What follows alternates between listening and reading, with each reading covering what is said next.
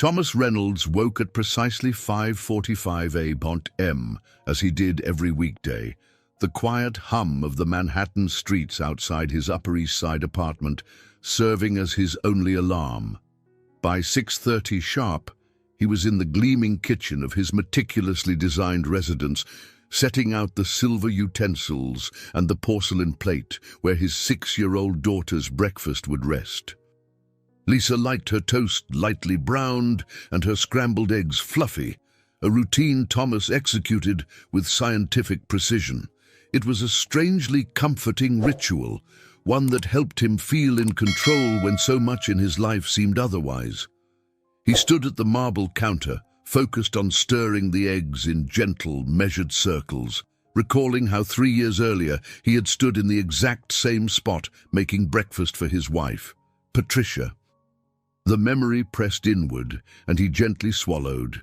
He glanced at the clock, 6:35. Any moment now, Lisa would wander in with her sleepy eyes and soft hair still mussed from the night. That clock on the wall, and others scattered through his life, felt like guardians of stability he desperately clung to.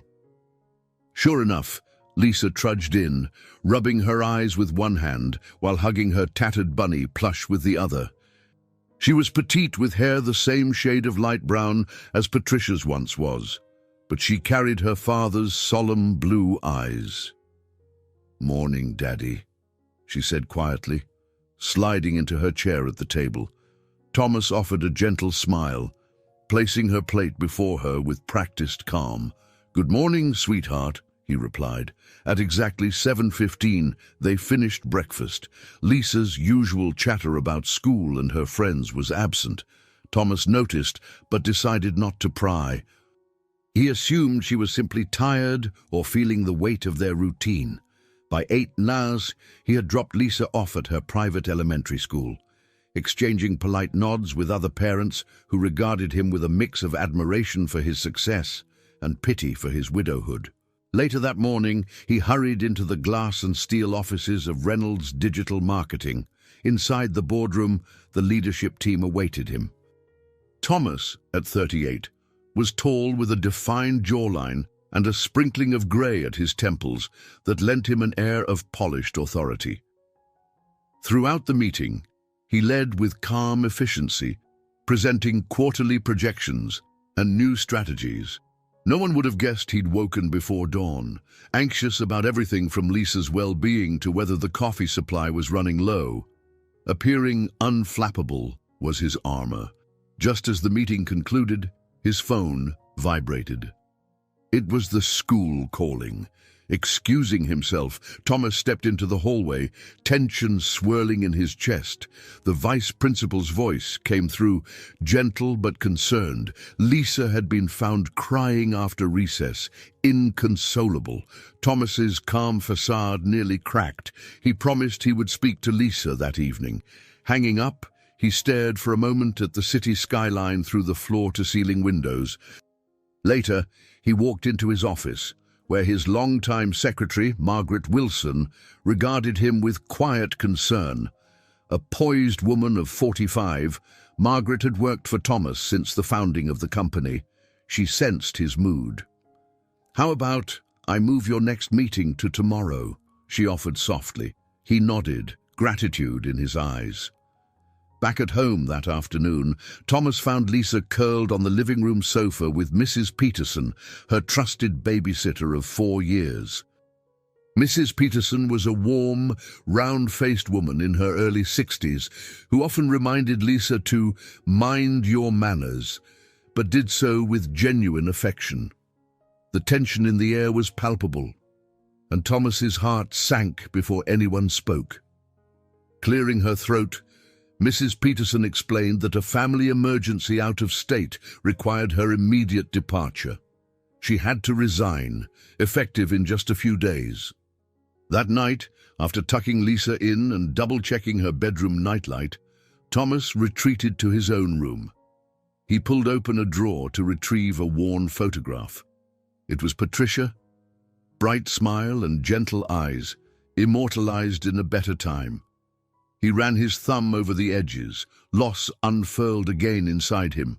Soft footsteps approached. Lisa appeared in her pajamas, tears welling in her eyes. "Daddy," she whispered, voice trembling. "Why did Mrs. Peterson leave us too?" "Just like Mom did." Thomas stood, arms heavy with the weight of grief, silently praying for the strength to face another day on his own. The next morning, Thomas's alarm buzzed at 5:45 a.m., same as always, but he felt far from composed.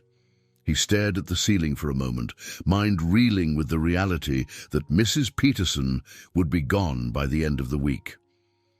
By 6:30, he was in the kitchen again, mindlessly preparing Lisa's breakfast. Even the small comfort of that routine felt fragile. With Lisa safely dropped off at school, Thomas steered his car toward his office. The moment he walked in, Margaret handed him a slim folder. "I tried calling 3 nanny agencies," she murmured, her expression apologetic. "But they're all booked or only have candidates with questionable references. You might need to find a more creative solution." Thomas pressed his lips together.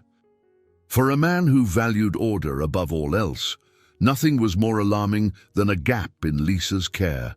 Balancing an expanding multi-million-dollar company with the demands of single fatherhood had always been delicate.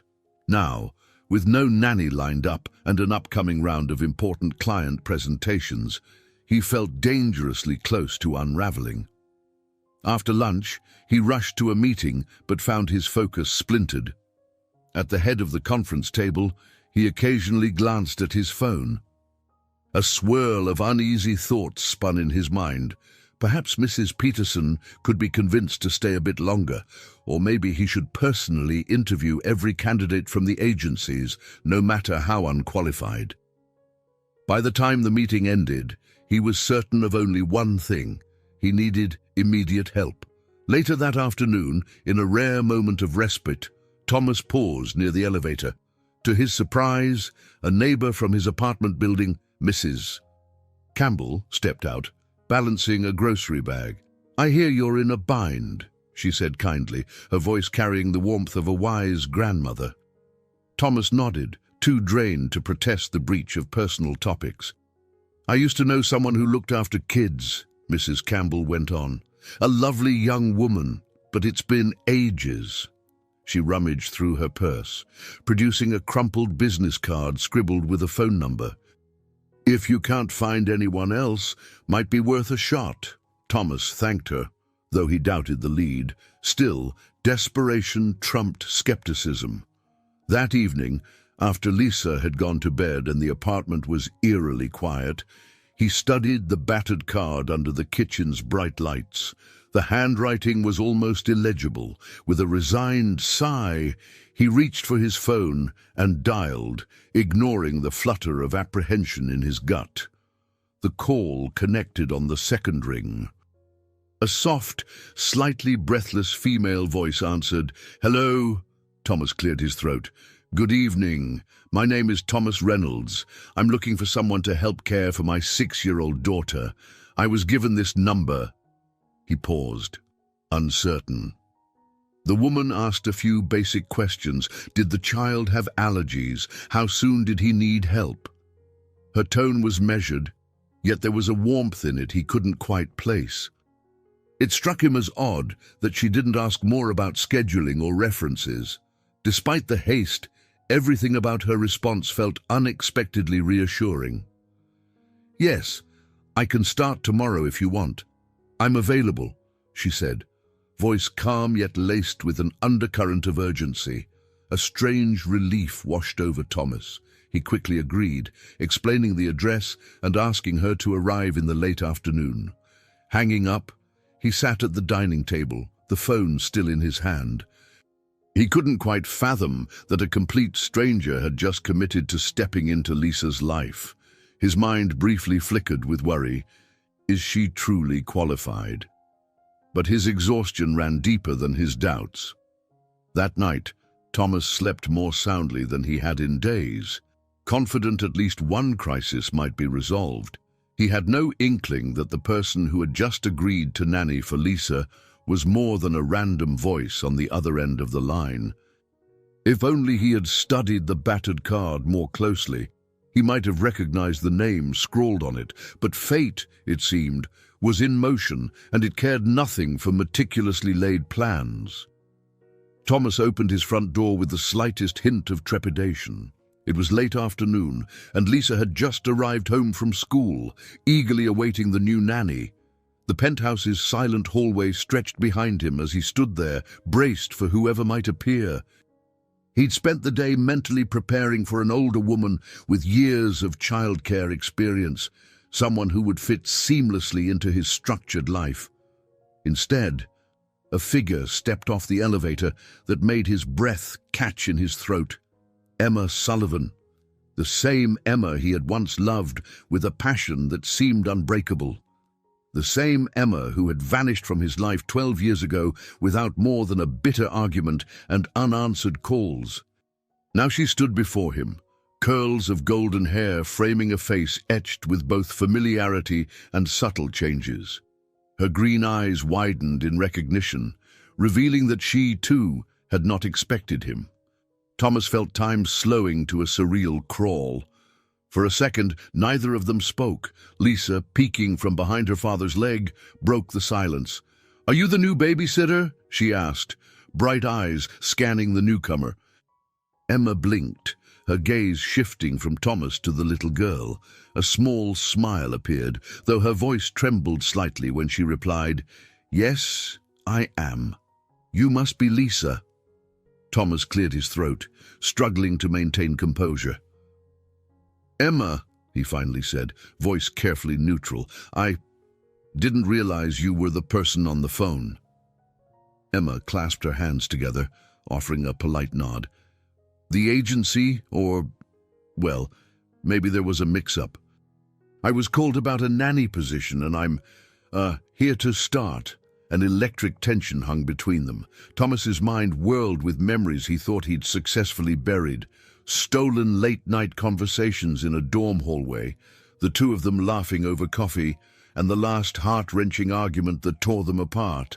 Now, all those years later, he was a single father, and she was standing at his door, apparently needing this job as much as he needed a nanny. Lisa, too young to sense the emotional undercurrents, tugged at Emma's coat sleeve. "Will you read to me tonight? My old babysitter, Mrs. Peterson, used to make funny voices," she said hopefully. Emma crouched down to meet Lisa's gaze. "I'd be happy to," she replied softly. Thomas took a breath, stepping aside to let Emma in. The apartment's foyer was spacious, with polished floors and a minimalist aesthetic. Emma glanced around, possibly noting the cool, impersonal decor that reflected Thomas's penchant for order. "You have a lovely home," she said, her tone quiet but sincere. He nodded, forcing himself to adopt a professional demeanor. "Should we sit and talk about the position?" He gestured toward the living room. They seated themselves on opposite ends of a sleek couch, while Lisa busied herself flipping through a picture book on the rug. Thomas asked about Emma's childcare experience, her schedule, and her pay requirements. She responded calmly, as if they were strangers who had never once been each other's entire world. The only sign of her nervousness was the slight trembling of her hands, which she kept clasped in her lap. After a few minutes, Emma rose to greet Lisa more formally. Lisa grinned in a way Thomas rarely saw these days. Something about Emma's presence brightened the child's eyes. Thomas felt a pang, recalling Emma's natural warmth with children, a quality that once led her to dream of becoming an art teacher. When their initial discussion ended, Emma stood near the door, offering a polite smile. "I can start officially tomorrow," she said. Thomas agreed, though his voice sounded distant to his own ears. He wasn't sure how to navigate this unforeseen twist in his well-ordered life. Watching Emma leave, he couldn't shake the echo of the past swirling in the room.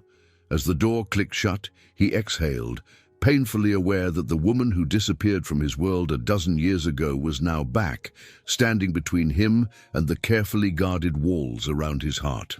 Early the following morning, Thomas found himself organizing the living room before Emma arrived. As usual, he woke at 5:45, prepared Lisa's breakfast at 6:30, and then tried to proceed as if the day would follow a predictable script, but the tension in his chest told him otherwise. He kept glancing at the door, wondering if Emma would actually return, or if the previous day had been some strange mirage. Shortly after lunchtime, Emma arrived wearing a casual sweater splashed with bright colors, a stark contrast to the apartment's muted palette. Lisa rushed from her bedroom, all but colliding with Emma's legs in excitement. In her hand, Lisa clutched a crayon drawing, stick figures standing on a beach beside a humble castle. Emma knelt down to admire it, exclaiming, "Is that your sandcastle? I love how tall you made the towers." Lisa beamed with pride. Thomas observed quietly from the edge of the room, trying to maintain his customary distance. The mention of sandcastles stirred a faint memory. He once built a sandcastle with Emma at a beach near their college, the two of them laughing at how the waves eroded their careful creation. Now, after all these years, it felt like that memory was intruding on the pristine order he'd spent so long cultivating. "Daddy, can Emma show me how to draw better waves?" Lisa asked, bouncing on her toes. Thomas nodded, his expression carefully guarded. "Yes, of course," he replied. Turning toward Emma, he added in a polite tone, "If you wouldn't mind helping her with some art this afternoon, that'd be great." Emma offered a small smile. "That's what I'm here for." Within an hour, the living room table was covered with crayons, colored pencils, and blank sheets of paper. Emma guided Lisa's hand gently, showing her how to make swirling lines that suggested movement in the water. Lisa giggled when she accidentally smudged a blue crayon across the paper, smearing her own palm as well. Emma laughed too, and for a moment, that laughter filled the apartment, infusing it with a warmth and spontaneity Thomas had not felt in ages. He stood at a distance, occasionally glancing at his phone for work messages, but mainly entranced by the unfolding scene. Lisa's usual shyness seemed to vanish in Emma's presence. Thomas realized with a pang that he'd never seen Lisa respond so quickly or so enthusiastically to someone new. Yet here she was, blossoming as if she'd known Emma for years. Midway through the afternoon, Thomas's phone rang, a work call he couldn't ignore.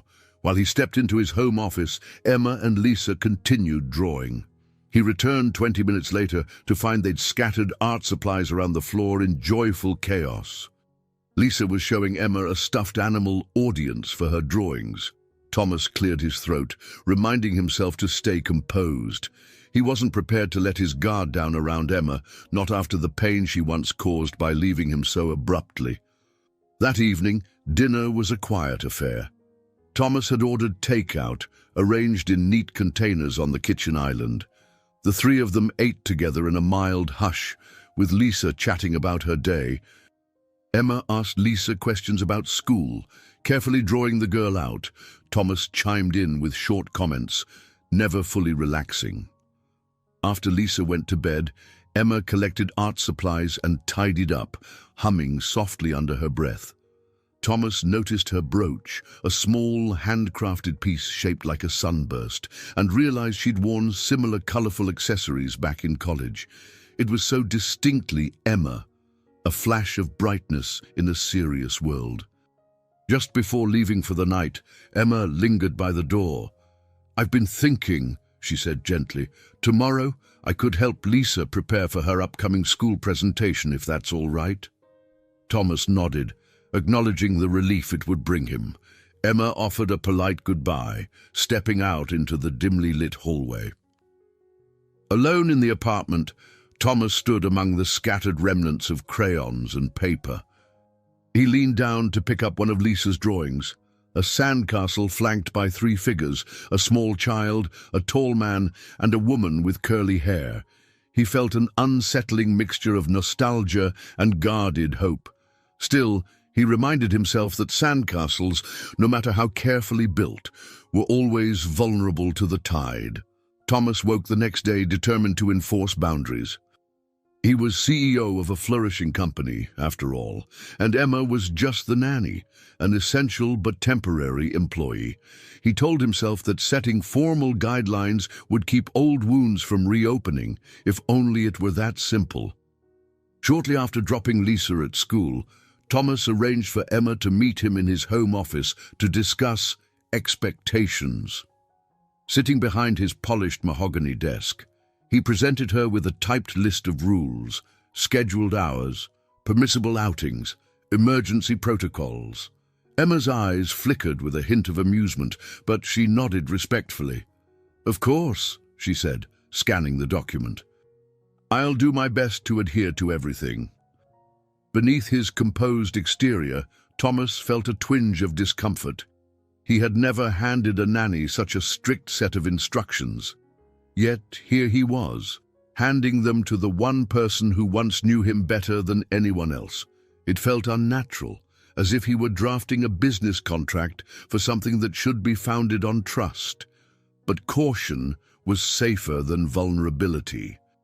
Later that afternoon, Thomas slipped out for a standing meeting with his friend Daniel Cooper, a 40-year-old lawyer he'd known since college. They met at an upscale bar near Midtown. Daniel, sharp-eyed and quick-witted, raised an eyebrow upon hearing the news about Emma. "Emma Sullivan, as in the Emma who got away?" he asked, swirling the ice in his glass. Thomas grimaced. "She's here by coincidence, purely for Lisa's sake. That's it." Daniel leaned back. "If it's purely for Lisa's sake, why do you look so tense?" Thomas said nothing. He took a measured sip of his drink, ignoring the pang in his chest. Daniel peered at him knowingly. "Be careful, man. You're letting a piece of the past into your present. It's not something you can easily manage with an iron set of rules." Thomas parted ways with Daniel, feeling more uncertain than ever. Back home, Emma had already picked Lisa up from school. The apartment was uncharacteristically lively. Lisa's giggles echoed down the hallway as Emma guided her through a dance routine to classical music. Thomas paused, loosening his tie. He tried not to notice the color on Lisa's cheeks, the unrestrained happiness radiating from her, or how at ease Emma looked in that moment. He called Lisa over gently. "Hey kiddo, how was school?" She rambled excitedly about her day, how Emma had helped her practice for the upcoming presentation. Thomas nodded, ruffling her hair. Then he glanced at Emma, who'd picked up a stray coloring pencil from the floor. Their eyes met, and for a brief second, a silent acknowledgement passed between them. "It's going well, I see," Thomas said in a carefully measured tone. Emma offered a polite nod. "Yes, Lisa is a delight." "I appreciate the guidelines you set, Thomas. It helps me know what's expected." Something about her almost formal demeanor bothered him, though he had asked for exactly that. He realized how stilted it all felt, as if they were actors in a play about two strangers. Just then, Margaret Wilson called from the office. Thomas stepped aside to take the call. She mentioned upcoming deadlines and proposed a dinner meeting with Jennifer Clark, the company's HR director, who had been vying for his attention. Thomas sighed. He agreed to the meeting, feeling the weight of his corporate obligations returning in force. When he returned to the living room, Emma was tidying up, her gaze flickering to the list of rules pinned to the fridge. Thomas felt a stab of guilt. Before he could speak, she offered him a small but understanding smile. "I'll make sure Lisa is in bed by 8. Have a good meeting tonight," she said softly, gathering her purse. He walked her to the door, mind churning with unsaid things. She turned before stepping out, her voice quiet. "Not everything can be put into a neat contract, Thomas. Some parts of life, they're messier than that."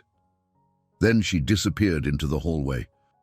Thomas stood alone, his carefully curated world feeling simultaneously under control and on the brink of upheaval.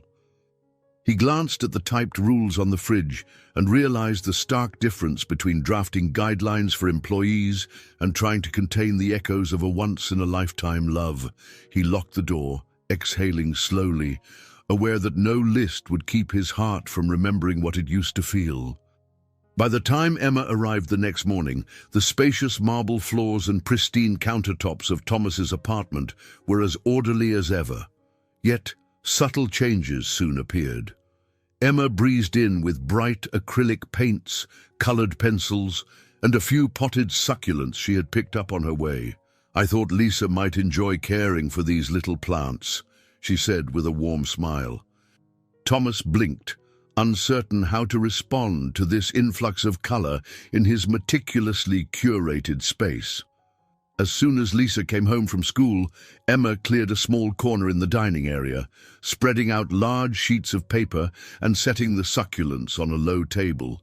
Lisa's eyes lit up. The 6-year-old ran for her crayons, tossing them joyfully onto the paper.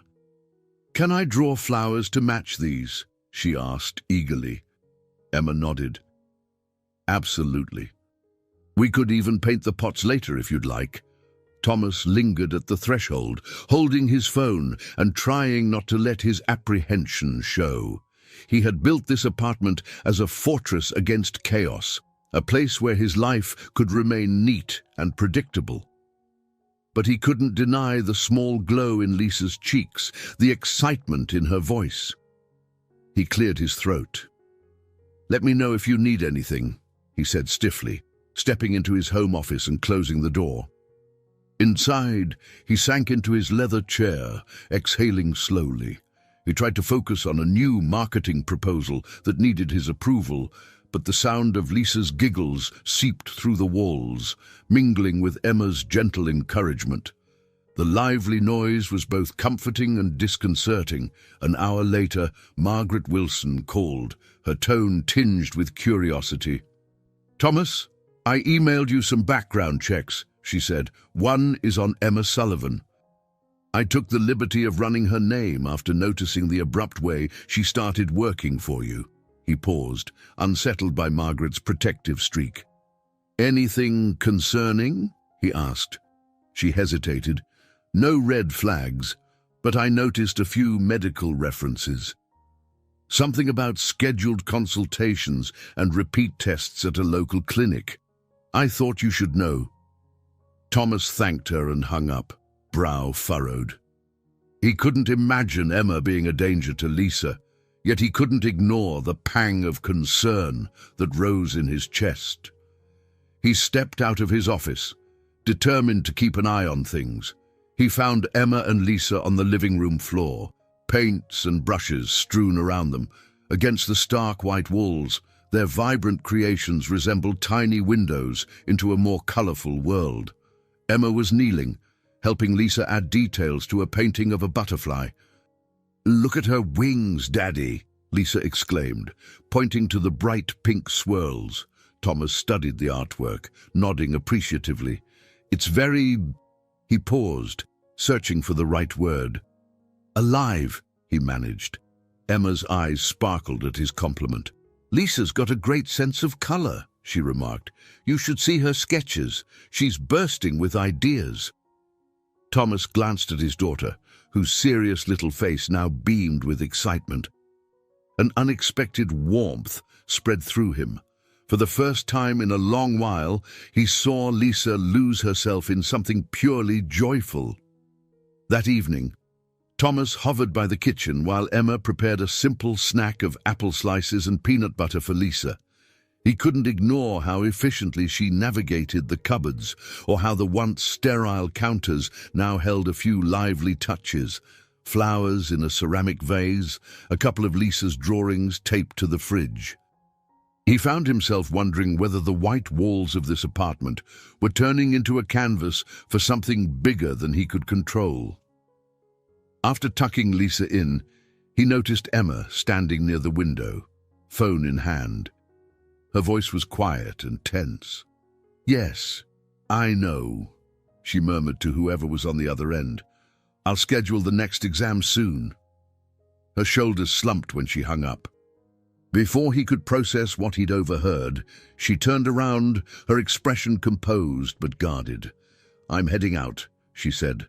"I'll see you both tomorrow." Thomas gave her a curt nod, his mind swirling with questions. When the door finally closed, Thomas surveyed the living room. The once empty space now boasted vibrant papers and potted succulents glowing under the lamplight. The transformation unsettled him, yet it also hinted at possibilities he wasn't sure he could handle or resist. Over the next several days, it became clear that Emma's presence had begun eroding some of the emotional walls Thomas had built. He'd find himself pausing in the morning, noticing the small improvements in Lisa's mood. She was more talkative at breakfast, sometimes humming a tune Emma had shown her. When he dropped Lisa off at school, she no longer clung to his leg. He felt a confusing mixture of relief and apprehension. One evening, after Lisa was tucked into bed, Emma lingered in the kitchen to wash dishes. Thomas, usually eager to escape into his office or bedroom for solitude, found himself drawn to the warmth of that small routine. The two stood side by side, silence punctuated by the splash of water against porcelain.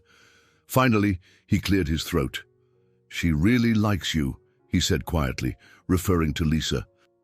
Emma smiled, keeping her gaze on the plates. "She's an amazing kid. I'm lucky to be around her." The sincerity in her voice pulled at him. Years ago, they used to share effortless banter. Now, words felt charged, weighed down by the gap in time and the unresolved questions that hovered between them. Thomas tried to act casual.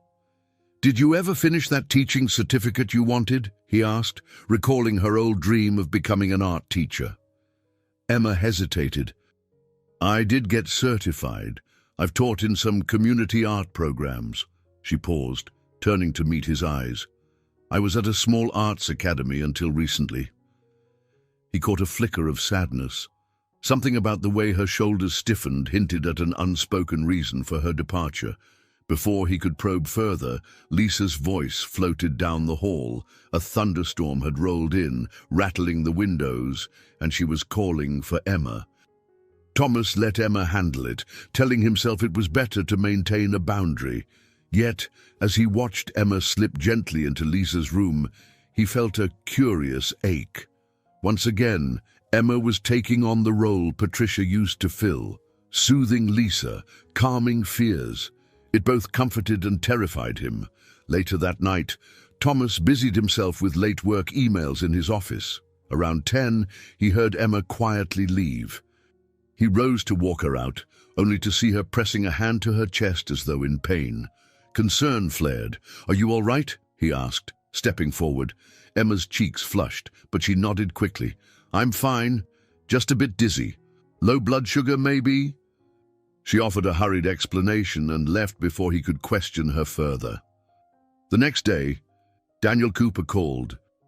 "Hey, buddy, I've been poking around a bit, asking old acquaintances if they knew where Emma went after college," he said. "She vanished from campus not long after you two broke things off, right?" Thomas stared at the city skyline from his office window. "Yes, she did." Daniel's tone softened. "It's possible she had a health scare back then, or some reason for leaving abruptly. I'm trying to confirm details." Thomas ended the call, feeling unsettled. He'd always assumed Emma had left him out of anger or heartbreak, but the hints of a deeper reason nagged at him. That same evening, while Emma helped Lisa with homework, he caught her wincing again as she bent to pick up a dropped pencil. She recovered quickly, but he didn't miss the flicker of pain. After Lisa went to bed, Thomas and Emma stood side by side in the hallway, the overhead light casting pale shadows. "If you're not feeling well, let me know," he said, trying to keep his voice neutral. Emma looked away. "I'm managing." Her guarded tone suggested she was determined to keep her personal struggles private. Thunder rumbled in the distance. the storm still lingering over Manhattan. Thomas gazed out a nearby window, the city lights refracted in watery streaks across the glass. In that moment, he felt the conflict within him, a longing to know the truth about Emma, coupled with the paralyzing fear that uncovering it might shatter the fragile sense of order he'd clung to. For now, the storm outside echoed the turmoil in his heart, banging against walls that both sheltered and trapped him, while the windows of possibility beckoned from the other side. On a brisk Wednesday evening, Thomas found himself juggling a dozen tasks at once.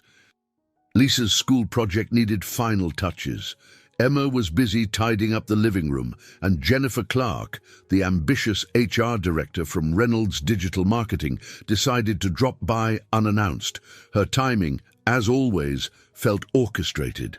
Thomas opened the front door, eyebrows lifting in surprise when he saw Jennifer standing in the hallway. Dressed in a sharp pencil skirt and heels, she carried an air of professional confidence. "I've got some urgent paperwork for you," she said, smiling a bit too brightly. "Thought I'd save you a trip to the office." He let her in, vaguely aware of the tension that settled over the room once Jennifer's gaze landed on Emma. Emma, dressed in a cozy sweater and jeans, looked every bit the relaxed caregiver. She paused in her cleaning, offering Jennifer a polite greeting. Jennifer responded with a curt nod, eyes narrowing as she took in the domestic scene. "So," Jennifer drawled, "I've heard a lot about your new arrangement." She turned to Thomas. "Margaret mentioned you have someone living in now, this nanny." Her tone was civil, but Thomas caught the edge. Emma simply pressed her lips together. She excused herself to check on Lisa, leaving the two alone. Thomas tried to keep his composure. "Jennifer, you really didn't need to come here," he said, guiding her toward the dining table. She laid out a set of documents, and her voice lowered. "I'm just ensuring everything at Reynolds Digital stays on track. Since you've been a bit occupied lately, some might question your leadership focus." Thomas bristled but forced a controlled smile. "You know, I can handle my responsibilities." Partway through the conversation, Emma returned, quietly walking toward the kitchen for a glass of water. Just as she neared, her face went pale. She swayed slightly, reaching for the countertop.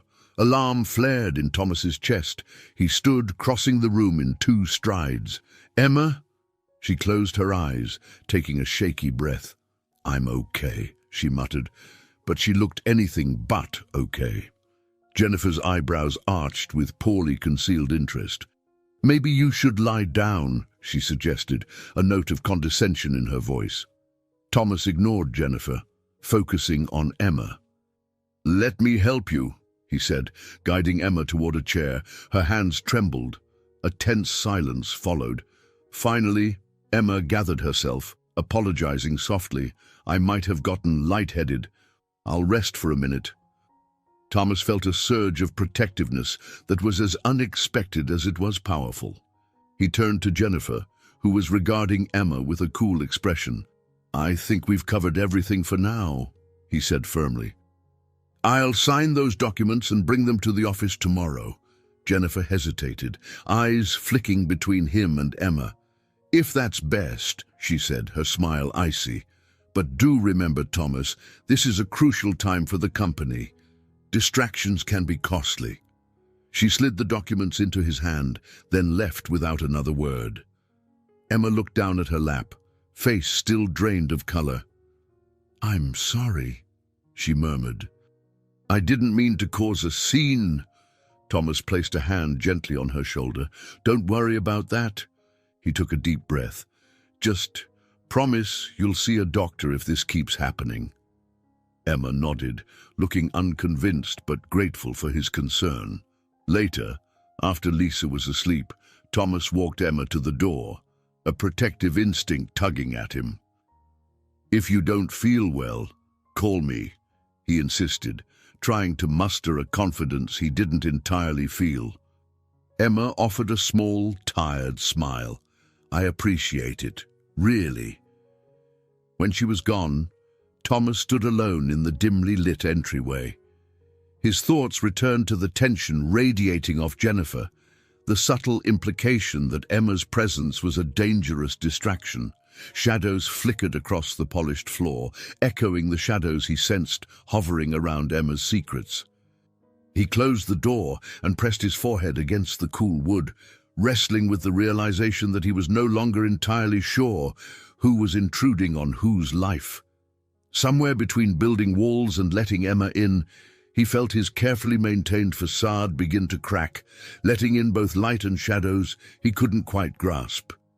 The day of Lisa's much-anticipated school presentation arrived with a flurry of excitement. She had practiced her lines repeatedly under Emma's patient guidance, perfecting every detail. Despite his demanding schedule, Thomas cleared his entire afternoon, determined to be there to support her. He left the office earlier than usual, ignoring the ping of urgent emails on his phone. By 2 o'clock, he was seated beside Emma in a small auditorium at Lisa's private elementary school. Rows of other parents buzzed with chatter. Brightly colored posters lined the walls, each covered with hand-drawn pictures and short paragraphs from eager children. Lisa's was about the importance of recycling. She had sketched a smiling earth, the corners decorated with whimsical trees and flowers. When the lights dimmed, the children began filing onto the stage. Lisa stood front and center in a green cardboard tree costume, scanning the audience until her eyes landed on Thomas and Emma. A wide grin lit up her face. Thomas felt a surge of pride and something else, an unfamiliar warmth he couldn't quite name. Emma leaned closer, her voice low. She looked so confident. Thomas nodded, his own heart pounding. He realized that, since Patricia's death, he had never felt this blend of paternal worry and joyful anticipation in quite the same way. Lisa's performance was flawless. She recited facts about how trees help reduce pollution, emphasizing how even kids could make a difference. The crowd applauded enthusiastically at the end, and Lisa beamed under the spotlight. Thomas found himself clapping harder than anyone, a rare, unguarded smile on his face. As the performance concluded, parents and children spilled out into a reception area lined with homemade treats and lemonade. Thomas and Emma navigated the bustle, congratulating Lisa amidst a chorus of compliments from other families. A cheerful classmate approached. "Your daughter's really talented," the man said, his own child tugging at his sleeve. The father added, "You must be proud, Mr. Reynolds. And your wife?" He gestured at Emma. "She obviously helped with those amazing drawings on the poster." Thomas froze, feeling a sudden need to correct the misconception. But before he could, Lisa piped up, "This is Emma. She's my new mom. I mean, she helps take care of me now." The child's innocent slip caused Emma to blush. Thomas's throat tightened, unsure how to respond. The man smiled politely, though a touch of awkwardness passed over his features. "Well, either way, you two make a lovely family." He waved goodbye and moved on. Emma looked at Thomas uncertainly, but he just shrugged, forcing a smile. "Kids say the darndest things," he muttered. They made their way to a quieter corner, where Lisa happily showed off a shiny star sticker her teacher had given her. "Daddy, Emma, did you see how I remembered all the words?" she asked, her eyes shining. Thomas bent down, kissing her temple. "You were incredible," he said. "I'm so proud of you." Emma knelt beside them, adding her praise. For a brief moment, Thomas allowed himself to bask in the illusion of a complete family, mother, father, child, celebrating a small but precious milestone. Yet, the weight of reality pressed into his chest. Emma wasn't his wife. Their past was fraught with unresolved heartbreak, and he had his own ghosts to consider. Afterward, they strolled to a nearby cafe to celebrate with Lisa's favorite chocolate milkshake. Under the warm glow of the cafe lights, the three chatted about the performance, the other kids, and the next big school event. Lisa eventually grew sleepy, leaning against Emma's arm. Watching them, Thomas felt a sting of nostalgia and longing for something he never thought he'd want again, an unguarded closeness. On the drive home, Lisa dozed off in the back seat. At a stoplight, Thomas ventured, "Thank you for all you did to help her today." Emma turned, her gaze sincere. "I love seeing her happy," she said, softly. Silence followed, heavy with meaning. When they reached the apartment, Emma gently carried Lisa inside, tucking the girl into bed. As Emma stood in the hallway, Thomas found himself asking, "Why did you really leave back then?" He barely recognized his own voice, trembling with years of unspoken questions. Emma hesitated, a shadow crossing her eyes. "That's not a simple answer," she murmured. She gave him a small, pained smile, then retreated to her own room for the night. Thomas remained there, heart pounding. He realized this glimpse of normalcy had only sharpened his longing to truly understand the past and to figure out if a real future was possible. In the subdued light of a late Saturday afternoon, Thomas found himself alone in the building's basement storage area. He'd come here searching for some old decorations Lisa wanted for an upcoming classroom event. Rows of cardboard boxes filled the space, many labeled with items from his college years or early days with Patricia. He was rummaging through one dusty box when he stumbled upon a stack of faded photographs and handwritten notes. Carefully, he lifted a small envelope that read, "Emma," in slanted handwriting. His breath caught. Inside was a series of letters she had written during their college relationship, letters he had never been able to throw away. Reading through the first few lines, he felt an ache coil around his heart. Emma's words described their hopes and plans, the way they used to sketch out a future built on shared dreams. His vision blurred for a moment. He swallowed hard, tucking the letters away, only to notice something else beneath them, a small plastic bag with a date scrawled in marker. His pulse quickened. He carefully pulled it out and saw, to his shock, a pregnancy test with faint pink lines. The date matched the final weeks of their senior year, the exact time frame Emma left him. Thomas's mind spun, recalling the heated argument they had that semester. Did she ever mention a pregnancy? Was this test real or some mistake? Hands shaking, he ran his fingers over the old, scrawled notes attached to the bag. They were incomplete, but they mentioned a doctor's visit and concerns about Emma's health. Thomas felt as though the basement's air had turned suffocatingly stale. Could Emma have been pregnant when she walked away? And if so, what happened to the baby? He shoved the items back into the box, his thoughts a torrent of worry and confusion. If Emma had been expecting his child, then why didn't she tell him, or had she tried, and he never listened? A swirl of guilt, anger, and sorrow churned within him. Late that night, Lisa fast asleep.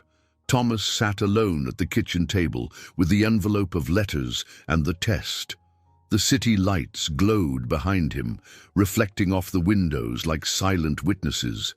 He wanted to storm into Emma's room, demand answers, yet he couldn't bring himself to do it.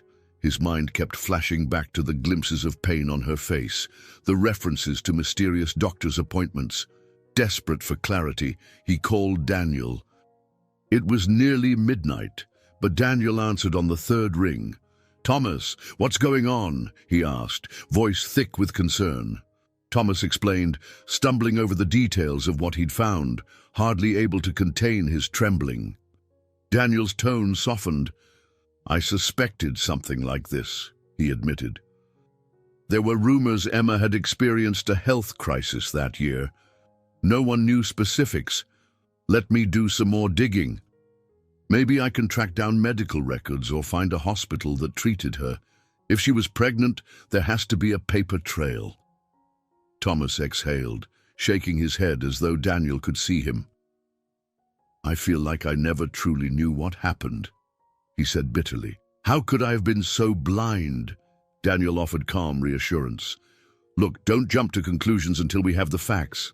For now, focus on Lisa and maybe talk to Emma. But do it carefully.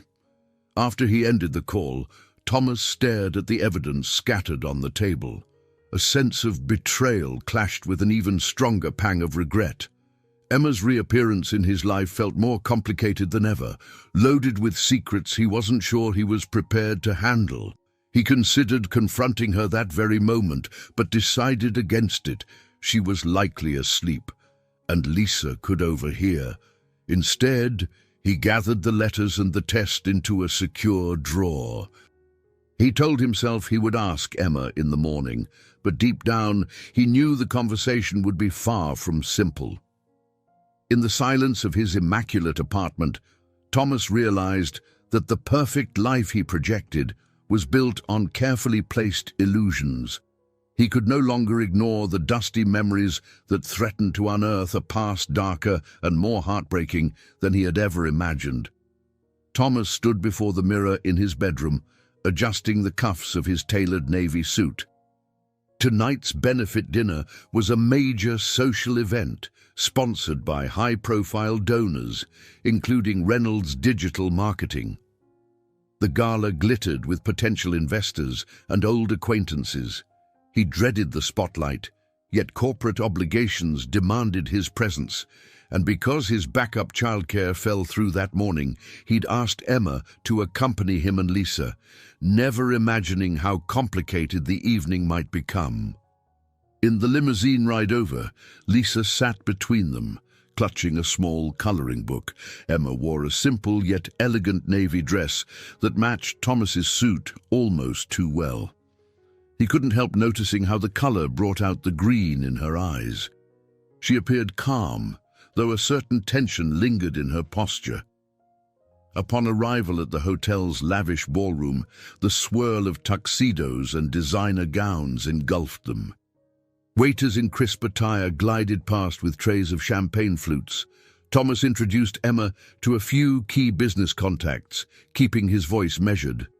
He sensed the curious glances, the silent assumptions that Emma might be more than just a nanny. Lisa, in a sweet little dress, drew oohs and ahs as she politely greeted the adults. One of them, an older gentleman, bent down with a smile. "You look beautiful, my dear. Are you enjoying the party?" Lisa, ever honest, shrugged. "I guess so. Emma said they have fancy ice cream for kids, but I haven't found it yet."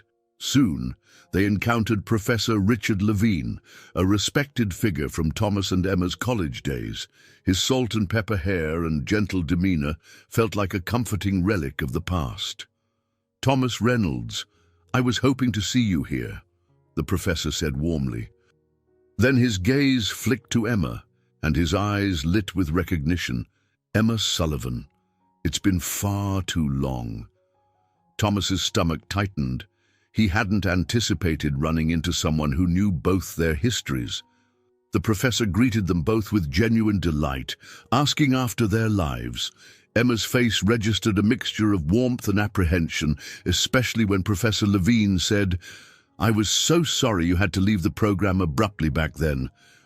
I always thought you'd become a renowned artist." Emma offered a tight smile, offering no further details.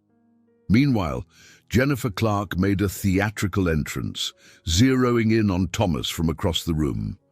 She glided over in a shimmering silver gown, her eyes darting between him and Emma. "Thomas, the CEO of Hamilton & Co., wants to discuss that new collaboration," she said pointedly, ignoring Emma and Lisa. "We should speak with him now." Thomas reluctantly followed Jennifer, turning to Emma with an apologetic glance. "I'll be back soon," he promised. Left to her own devices, Emma found a quieter corner with Lisa, who was yawning from the late hour. While looking for that promised ice cream table, Emma suddenly spotted a former colleague from the Arts Academy. She stiffened, turning away before the colleague could see her.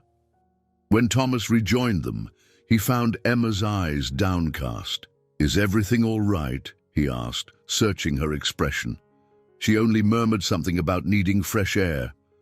Reluctantly, He led her out to the dimly lit garden adjoining the ballroom.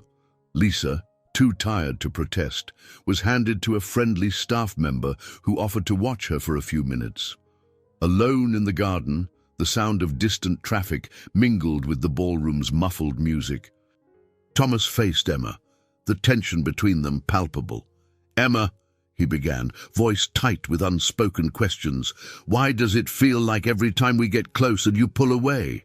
And why did Professor Levine say he was sorry about how you left the program?" She hesitated, hugging her arms around herself. "He knew about my health issues, that's all," she said softly. "He helped me when—" She paused, swallowing hard. "When I had no one else." Before Thomas could press further, the distant laughter of partygoers broke the moment. Emma averted her gaze. "Some truths hurt more than lies, Thomas," she whispered. "Not all pain can be fixed." He stood there, the hotel's bright lights reflecting on her face, torn between desperation to uncover everything and fear of what he might learn. The city skyline loomed in the distance, a reminder that the past and present were colliding in ways he could no longer control. A discreet staffer appeared to let them know Lisa was dozing off. With a forced smile, Emma turned away, leaving Thomas in the hush of the garden. He stared after her, sensing that the evening's revelations were only the beginning. In that moment, he realized that confronting old ghosts and hidden secrets was no longer a choice, but an inevitability, and it scared him more than he cared to admit. It happened on a particularly hectic morning. Thomas was rushing to prepare Lisa's lunch, while simultaneously checking his phone for urgent work emails. Emma, as usual, was in the kitchen helping Lisa review spelling words. Suddenly, Lisa let out a startled yelp. Thomas turned to see Emma swaying, one hand gripping the edge of the counter as her face went pale. Before he could reach her, Emma's knees buckled. Thomas dropped everything and lunged forward, catching her just before she hit the floor. Lisa stood frozen, wide-eyed. "Daddy, what's wrong with Emma?" she whispered, voice trembling. Thomas scooped Emma into his arms, trying to remain calm. "It's okay, sweetheart," he said, though his own heart hammered wildly. He carried Emma to the living room couch and told Lisa to bring a glass of water. When Emma's eyes fluttered open, confusion clouded her gaze. I'm sorry," she muttered, trying to sit up. Thomas placed a firm but gentle hand on her shoulder. "Don't move just yet." With Lisa hovering close, he realized the child was too frightened to be left alone. "Let's call an ambulance," he decided. Emma immediately protested. "No, I'll be fine." "I just need a minute," she insisted, her tone alarmed. Thomas shook his head, ignoring her objections. Within minutes, the paramedics arrived, ushering Lisa and Thomas aside so they could assess Emma. At the hospital, a flurry of activity descended. Nurses checked Emma's vitals, while Thomas, still in his work clothes, paced the hallway with Lisa. Eventually, Dr. Mitchell, a calm, middle-aged physician, approached them. "Your friend is stable," she said gently. "She's being monitored for a pre-existing heart condition that might have flared up." Thomas felt a cold wash of shock. Heart condition. He clenched Lisa's hand, uncertain how to react. Dr. Mitchell continued. "Emma's had some prior cardiac complications. She's been in and out of appointments for a while now. Stress or overexertion could have triggered this episode." The doctor paused, glancing at Lisa. Lowering her voice, she murmured, "She's asked me not to share details without her consent, but I'd encourage you to speak with her." Lisa's eyes shimmered with tears, so Thomas knelt to her level. "Hey, Lisa, how about Margaret picks you up and takes you home for a bit?" he suggested. "I'll stay with Emma, and we'll make sure she's okay." Though hesitant, Lisa nodded bravely. Once Lisa was gone, Thomas returned to Emma's bedside. A V-lines attached to her arm, heart monitor beeping softly. She looked small, almost fragile, against the sterile white sheets. When Emma caught sight of him, her eyes brimmed with apology. "I'm sorry," she said, voice rasping. "I never wanted to burden you with this." Thomas pulled up a chair. "You fainted in my kitchen. That's not a burden. It's serious. Why didn't you tell me?" Emotion edged his tone. For a moment, Emma's gaze flickered to the door, as if searching for escape. Finally, she sighed. "Because you've lost so much already. I didn't want you to worry about me, too. And it all started years ago." She trailed off, her voice trembling. He exhaled, struggling to keep his frustration in check. "What exactly is this condition?" he pressed gently. Emma grimaced, tears pooling in the corners of her eyes. "It's a congenital heart issue. It worsened over time. The doctors recommended treatments, surgeries, but nothing guaranteed. When I got pregnant back in college, my body couldn't handle the strain." Thomas's breath caught in his throat, recalling the pregnancy test he'd found. Sorrow played across Emma's features. "I lost the baby. My health took a nosedive. I couldn't stay. I thought I was sparing you from having to watch me deteriorate." Her voice cracked on the final word, tears sliding down her cheeks. Thomas found himself gripping the side of the hospital bed for support. The confession sank in, heavy and painful. After all these years of confusion and resentment, he realized Emma's disappearance had been far more complicated than he'd allowed himself to imagine. Reaching out, he clasped her hand. "Emma," he said softly, "I wish you'd told me. You shouldn't have gone through that alone." She looked at him through tear-blurred eyes. "I thought I was doing what was best," she whispered, "but maybe I was wrong." They fell silent, the steady beep of the heart monitor punctuating the enormity of what lay between them. For Thomas, each beep seemed to echo a single truth. He was no longer sure what had been lost or what might still be saved. Emma spent the next few days recovering in the hospital while Thomas balanced his corporate responsibilities with visits to her bedside.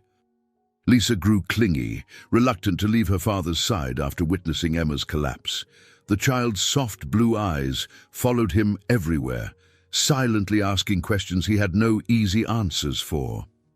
One afternoon, Dr. James Wilson, an older oncologist with a stoic but kind manner, stopped by Emma's room. Thomas recognized him from the night Emma was admitted. "Ms. Sullivan's condition is primarily cardiac, but we're running additional tests, Doctor," Wilson explained, flipping through her chart. "She's had episodes of arrhythmia. We need to ensure no underlying infections or complications are present." Emma looked away as the doctor spoke, her hands fidgeting anxiously in her lap. Once Dr. Wilson left, Thomas gently asked, "Is there more you need to tell me, about your condition?" Emma bit her lip. "It's mostly my heart," she murmured. "But some complications arose after the miscarriage. I'd rather not go into those details right now." Thomas fought a surge of frustration. Still, he placed his hand over hers. "Okay," he said quietly, "but no more secrets, Emma. If I'm going to help, I need to know what you're facing." Later that day, they found a moment alone. Lisa was with Margaret, touring the hospital's gift shop. The sun filtered through the blinds, casting pale stripes across Emma's bed. "I want to explain everything," Emma began, voice trembling. She recounted how, as a college student, she discovered her heart condition. Initially, doctors believed medication and rest would suffice. Then came the surprise pregnancy. The strain on her heart accelerated complications, leading to bed rest and, ultimately, the devastating loss of the baby. Thomas closed his eyes, a wave of remorse washing over him. He'd been so angry at Emma back then, accusing her of walking away without explanation. "I searched for you," he murmured. "I called, wrote emails. I thought you just didn't care anymore." Emma's voice faltered. "I cared. I was terrified. You had your career mapped out, your life on the fast track. I didn't want to hold you back or—" She swallowed hard. or make you watch me deteriorate. So I left, hoping you'd move on." Thomas clenched his jaw, remembering how Patricia had come into his life a year later. He had loved Patricia genuinely, yet a corner of his heart had never fully healed from Emma's departure. "That was never your decision to make," he said, grief laced with regret. Emma nodded, tears slipping down her cheeks. "I know that now." They sat in silence for a long minute, the weight of lost years pressing down on them. "What about Patricia?" Thomas asked hesitantly, recalling the possibility that his late wife had known Emma. Emma inhaled sharply, wiping a tear from her cheek. "We crossed paths at a support group for critical illnesses. I was there for my heart condition. She was there for her cancer. When she realized who I was, she approached me. She was so kind, Thomas. She said you spoke about me sometimes in your sleep." Thomas felt a jolt of surprise, tinged with sadness. Patricia had never mentioned it. "She told me about Lisa," Emma continued, voice trembling, "how the two of you were building a family. She made me promise that if anything ever happened to her, I wouldn't just vanish again. She didn't want you or Lisa to face another abrupt loss." Emotion clogged Thomas's throat. He could only imagine the conversation between two women he loved in vastly different ways. "So when you found yourself out of work and saw an opportunity to help me with Lisa," he murmured, "that was you trying to keep your promise to Patricia?" Emma nodded. "I never planned to reveal myself, but the number on Mrs. Campbell's card, I thought it was fate. I guess I miscalculated how much it would tear open old wounds." Thomas gently squeezed her hand. "You honored my wife's wishes," he said softly, "and now you're here. You saved me and Lisa when we needed someone most." A bittersweet silence fell between them, broken only by the distant beep of hospital monitors. In that hush, they both understood the magnitude of the secrets finally laid bare. Their shared past had been riddled with pain, but there might still be a glimmer of hope for honesty, forgiveness, and perhaps a second chance neither had believed possible. Emma's discharge from the hospital came sooner than Thomas expected. Though her condition remained serious, her doctors agreed she could recover better in a comfortable environment rather than a sterile ward. Yet, it was clear to everyone that her time was borrowed, as one nurse had delicately put it. She had medications to manage and strict instructions to avoid exertion. Thomas rearranged his entire schedule, delegating tasks at Reynolds Digital Marketing and postponing non-urgent meetings. He even asked Margaret to field calls, restricting who could reach him. At home, he hovered more than he'd ever admit, asking Emma if she'd taken her pills, if she needed an extra pillow, if she was warm enough.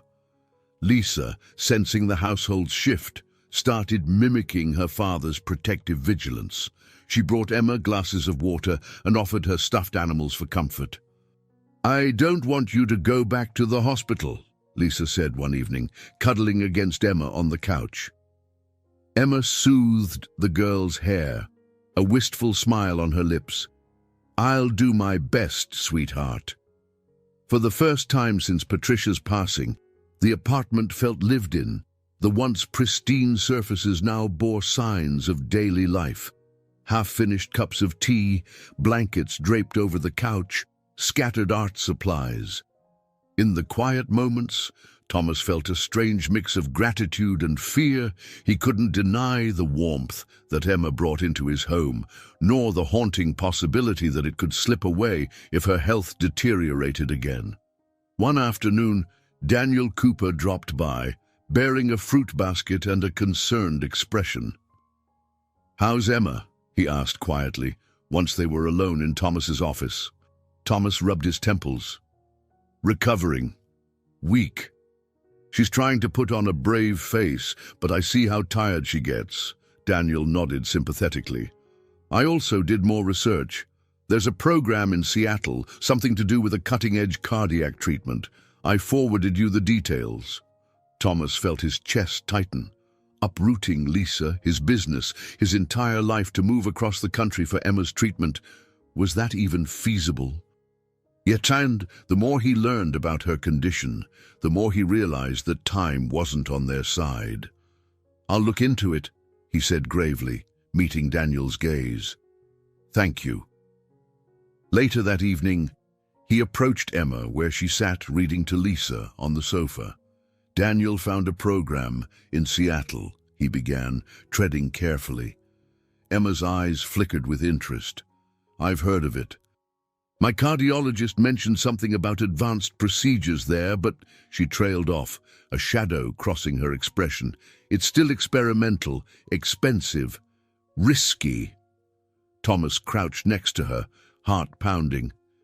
"I can handle expenses," he said gently. "If there's any chance it could help you, maybe we should explore it." Lisa glanced up from her book, her young eyes filled with worry. "What's in Seattle, Daddy?" He ruffled her hair. "A hospital that might help Emma feel better," he said, trying to keep his tone bright. That night, after Lisa was asleep, Emma confided in Thomas that her doctors had indeed recommended more aggressive interventions. "I'm scared," she admitted, voice trembling. "I felt so tired, so limited for so long, but I'm also scared of chasing hope that might not be real." Thomas reached for her hand. "I understand fear," he said quietly. "I've lived with fear since Patricia got sick, but I'd rather fight for every possibility than spend a lifetime wondering, what if..." Emma's eyes brimmed with tears. "I don't want you to turn your world upside down for me." He shook his head. "My world already flipped upside down the day I lost my wife, and then again when I found you on my doorstep. I've learned that life doesn't care about our plans." In the silence that followed, he felt her hand squeeze his, as though clinging to the fragile hope he offered. The hush stretched on, thick with unspoken possibilities. Finally, Emma nodded, her features resolute. "We can look into it," she whispered, voice trembling with a mixture of dread and relief. The next morning, the usual routine resumed, Lisa's breakfast at 6:30, Thomas reviewing messages. But now, a stack of papers lay on the kitchen counter, detailing the experimental cardiac treatment in Seattle. As Emma sipped her tea, she met Thomas's gaze. They shared a silent understanding. They were stepping into unknown territory, risking disappointment and heartbreak in pursuit of more time, perhaps even a future they had once believed impossible. A week later, Thomas found a moment of calm. Lisa was at a friend's birthday party, and Emma rested in her room after a round of doctor appointments. The hush prompted Thomas to sift through the boxes he had reopened in the basement. He'd been searching for anything that might shed more light on the past. That was when he unearthed a sealed envelope with Patricia's handwriting on it, tucked beneath old tax documents. His heartbeat thundered as he read the words on the front. To Thomas, "If I'm gone." The date indicated Patricia had written it during her final weeks. Heart pounding, Thomas carefully unsealed the letter. At the top, in Patricia's neat script, he saw the first lines, "My dearest Thomas, if you're reading this, then I'm no longer by your side physically." He inhaled sharply, tears already burning his eyes. The letter continued, weaving between gentle humor and raw honesty. Patricia spoke of her love for him and Lisa, how she cherished their small but beautiful family. Then came the part that nearly broke him. "I know about Emma Sullivan. I know she once meant the world to you. And I believe a love like that doesn't vanish. It just waits." Thomas's vision blurred. He read on, "I found her name and photographs in a box while cleaning one day. I never confronted you because I trusted your heart, and I never doubted your love for me. But I also sensed there was someone out there who once held your heart. If she ever reappears, if she could be the person to make you and Lisa smile again, please, let her." Trembling, he turned the page, tears sliding down his cheeks. Patricia wrote of how short life can be, urging him not to let guilt or fear deny him another shot at happiness. She ended with, "Lisa deserves every ounce of joy. If Emma can share that with you both, I'd be at peace." "I never wanted you to be alone, Thomas." He collapsed into a chair, pressing the letter to his chest. Emotions welled in him, love, grief, regret, and a profound sense of release. All this time, he'd harbored guilt about moving forward, as though loving someone else would betray Patricia's memory. Yet here, in her own words, Patricia was freeing him, giving him permission to embrace life once more. Time slipped by unnoticed before he realized Emma was standing in the doorway, her face worried. "Thomas," she said softly, "why are you crying?" For a moment, he couldn't form words. Then he extended the letter, gesturing for her to approach. Hesitantly, Emma sat beside him, skimming the pages. By the time she reached the final paragraph, her eyes shone with tears. "I didn't know she felt this way," Emma whispered, voice trembling. "She never told me directly, only that I should watch over you and Lisa if something happened." Thomas set the letter aside, taking Emma's hand. "She wrote this near the end. I guess she hoped I'd find it when I was ready." Emma's gaze flicked to the letter again, heartbreak etched on her face. "Patricia was incredibly selfless." Thomas nodded. "She was, and she knew me better than I knew myself sometimes." Silence descended, filled with a gentle solemnity. Emma's breath caught as she tried to articulate the swirl of emotions flooding her. "I don't want to replace her," she finally managed. "She was your wife, Lisa's mother. I could never—" Thomas pressed a finger to Emma's lips, his own tears still fresh. "You aren't replacing her," he whispered, "but you're here. You're alive, and you might be the best chance Lisa and I have to feel whole again." In the distance, he heard the muffled sounds of city traffic. Life outside moved on, indifferent to their grief, their revelations. Yet inside this apartment, something shifted. A door to the future, long sealed by sorrow and regrets, now stood ajar. Still clasping Emma's hand, Thomas drew a ragged breath. He felt as though a weight had been lifted. Patricia's words resonated in him like a quiet benediction, urging him to cherish the love he'd been given, both then and now. They sat together, teary and vulnerable, allowing the letter's message to settle in. Love doesn't erase the past. It honors it by daring to grow beyond it. By the following week, the tension in Thomas's apartment had evolved into a new type of urgency. Emma's health remained precarious, but hope loomed in the form of the experimental treatment program in Seattle.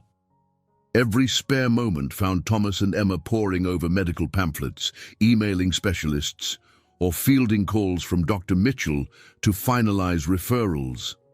Lisa watched it all with wide, curious eyes. The 6-year-old sensed major change in the air, though she struggled to understand the logistics. One evening, as Emma lay resting on the couch, Lisa climbed up beside her, hugging a plush rabbit tightly. "Are we moving away, Emma?" she asked, voice wavering. Emma's gaze flicked to Thomas, who stood nearby, arms folded.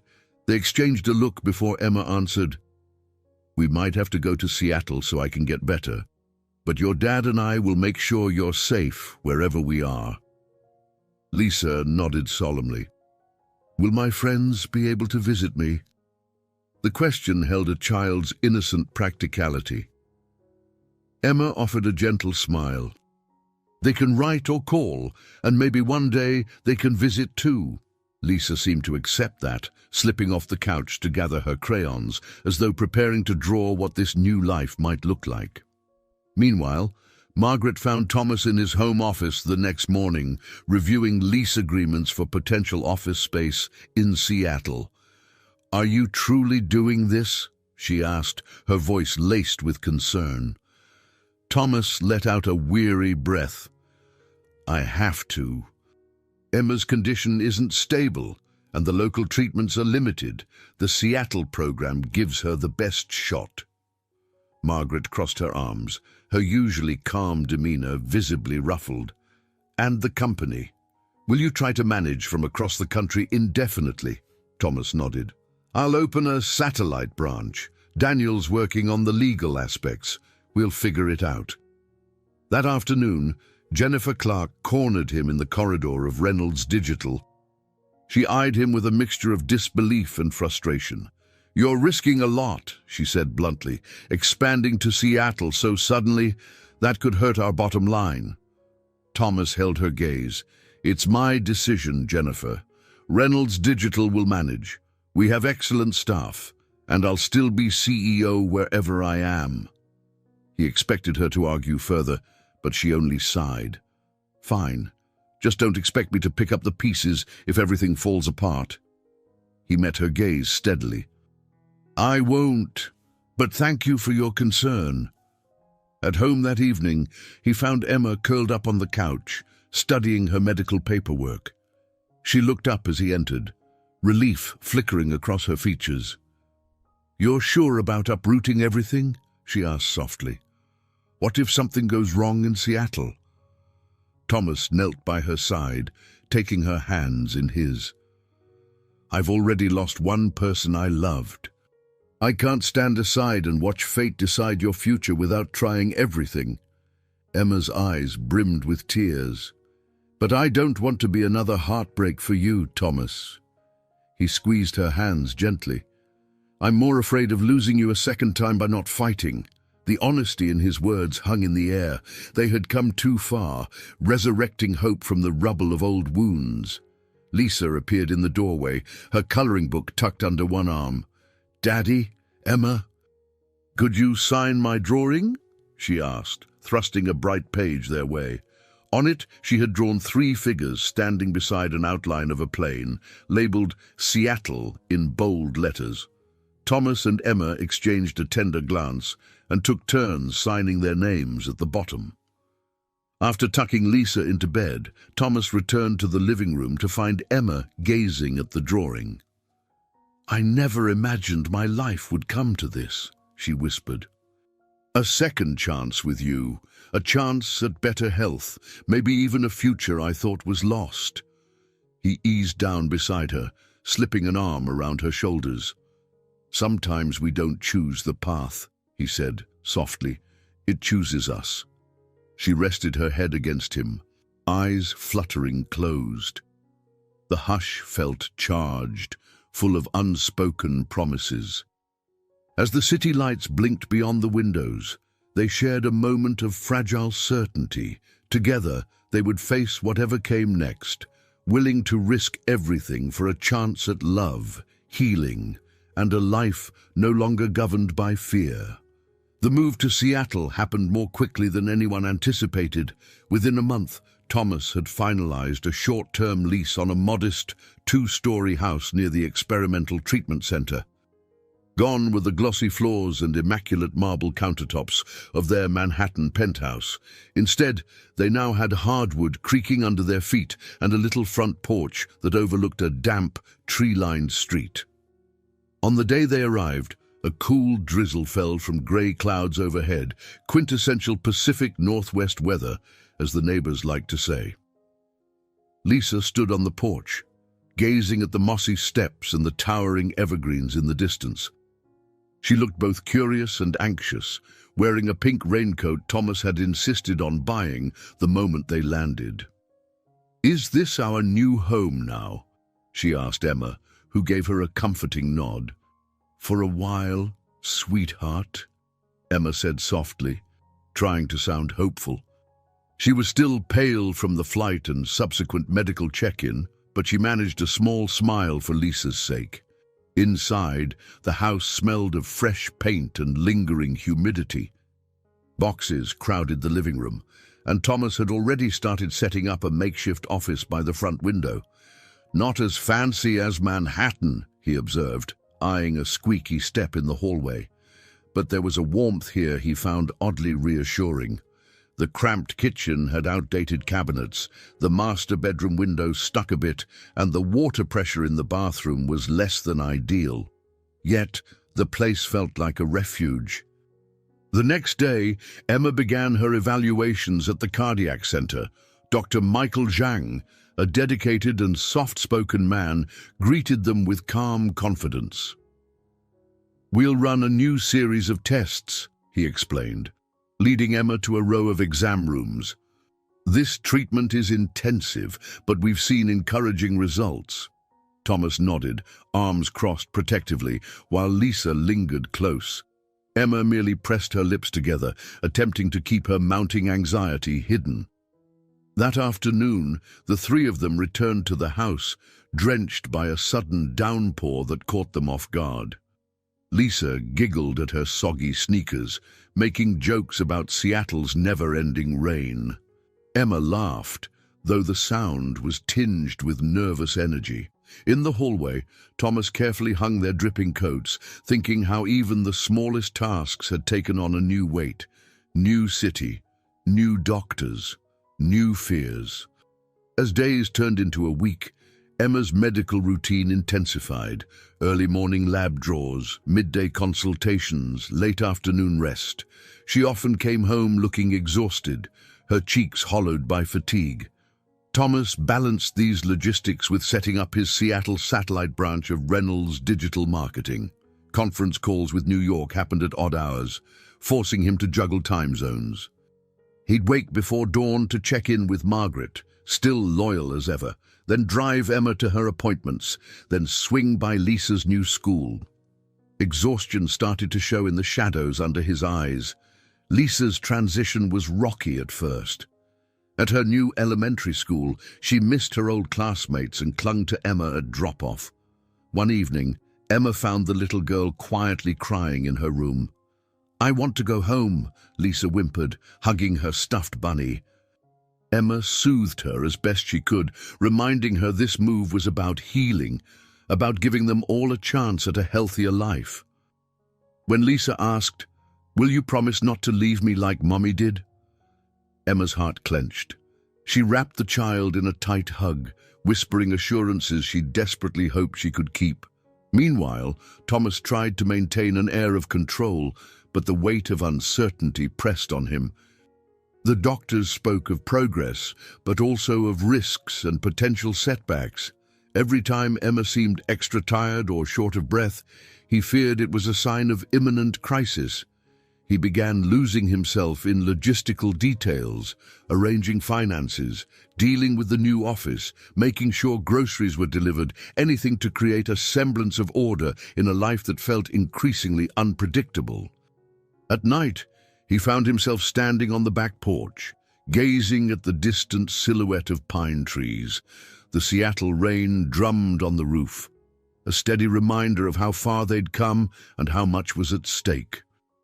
Emma's future hung in the balance. Their newly formed family, precarious as it was, hinged on the hope that this experimental path might open doors to health and happiness none of them had dared dream about before. A piercing ring from the alarm startled Thomas awake at 5 in the morning. Emma had an early appointment for her second round of aggressive treatments. Bleary-eyed, he shuffled into the narrow kitchen, setting the coffee maker. The house felt still and cold, the wooden floors chilly against his bare feet. Outside, a gloomy sky threatened more rain. In the bedroom, he found Emma sitting on the edge of the bed, head bowed. The first round of treatment had left her nauseated and weak. This morning, new worry lines etched her face. "You should stay and rest," Thomas said gently, though he knew the appointment was non-negotiable. Emma forced a small smile. "I wish I could skip it," she murmured, "but Dr. Zhang won't let me." She rose on shaky legs, allowing Thomas to steady her elbow. Lisa stirred in her own room, blinking at them with sleepy eyes as they prepared to leave. "You going to the doctor again?" she asked Emma, concern evident. Emma nodded, smoothing Lisa's rumpled hair. "Yes, honey. But you can stay here with Ms. Rebecca." Okay? Lisa's lower lip trembled, and she gave Emma a long hug. You'll be back soon. Emma cast an uncertain glance at Thomas. I'll try, sweetheart. The drive to the medical center passed in hushed tension. Emma stared out the window while Thomas gripped the steering wheel, mentally rehearsing 100 possible outcomes. Once at the center, nurses led Emma away for infusions and monitoring.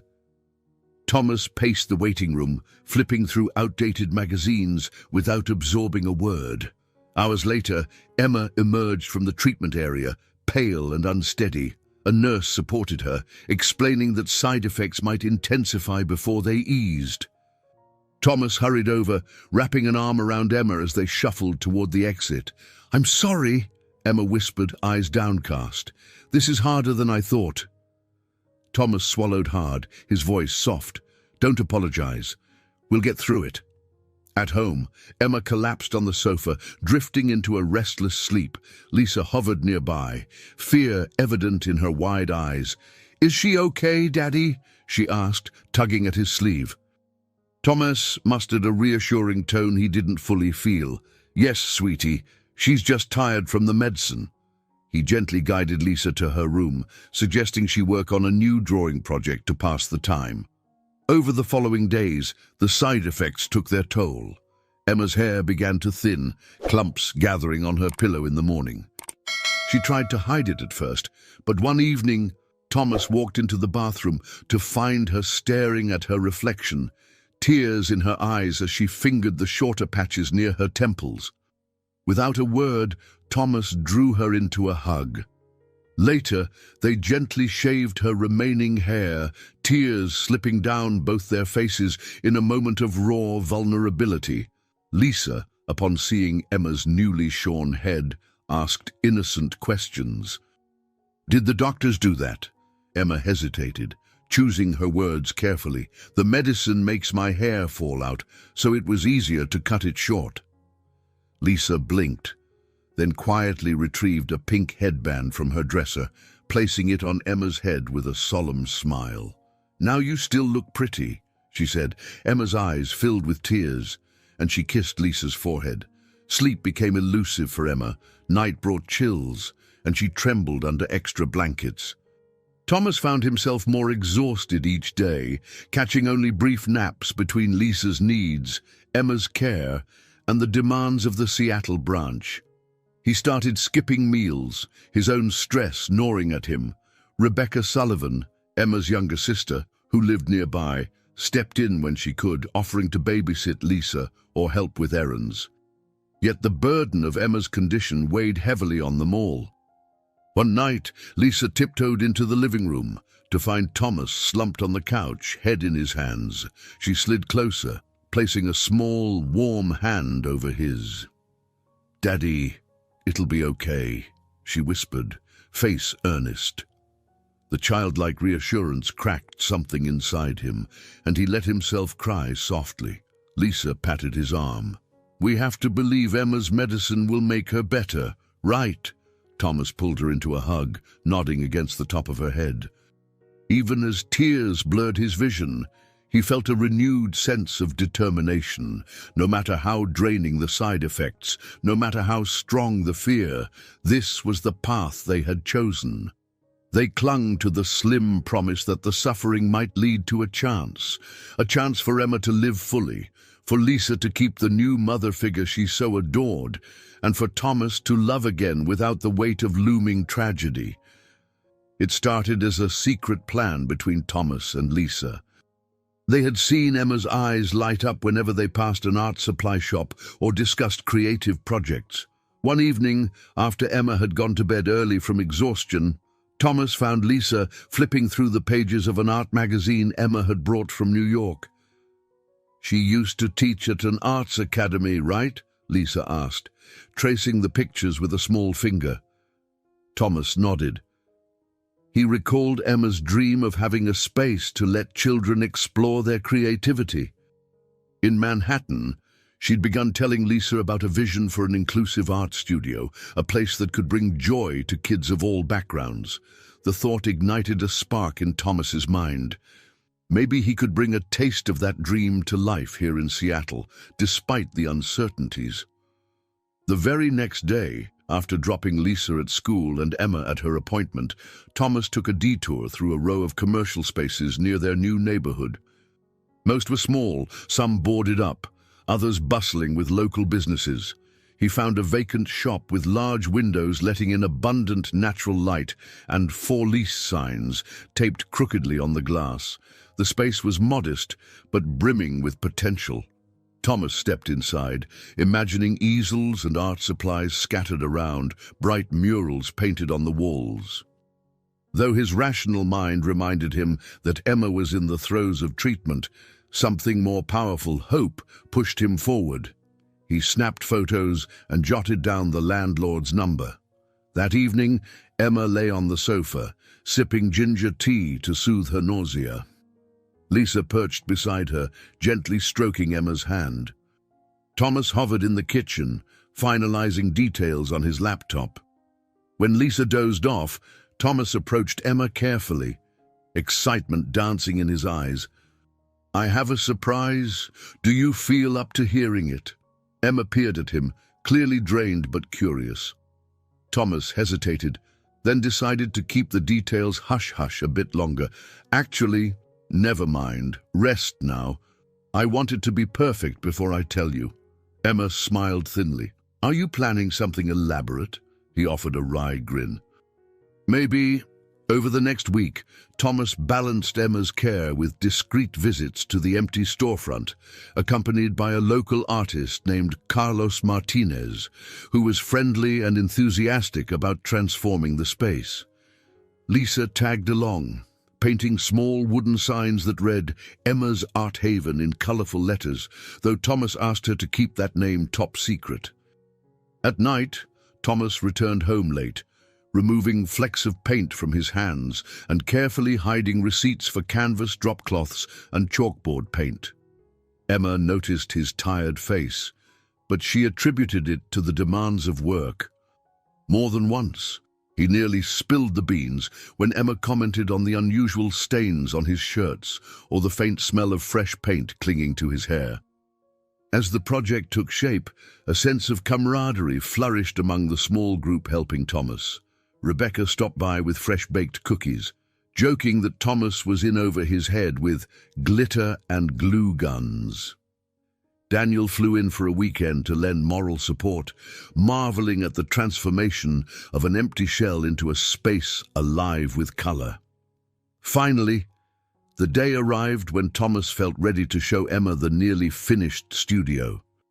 She had just come back from a grueling round of tests, her complexion wan. Thomas gently guided her into the car, instructing Lisa to keep quiet about the destination. When they pulled up in front of the storefront, the newly painted sign overhead read, "Colorful Journeys," a name they'd chosen with Lisa after some debate. Stepping inside, Emma's eyes went round in disbelief. The once bare walls were now awash in pale blues and greens, while a mural, painted by Carlos, depicted a whimsical scene of children creating art under a bright sun. Tables stood ready with art supplies, and Lisa's little handcrafted sign reading Emma's Art Haven sat by the door. Tears gathered in Emma's eyes as she turned to Thomas.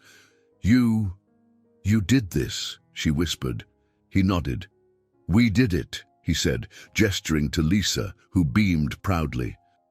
Emma took in the space, overwhelmed, pressing a hand to her heart. In that moment, she looked more alive than she had in weeks, awe and gratitude mingling with a hopeful sparkle he hadn't seen since Manhattan. Night settled softly over Seattle as Emma stood in the newly minted art studio, surveying the evidence of the day's activity. Lisa and her new friend Sophia had spent hours doodling across construction paper, leaving colorful scraps scattered around.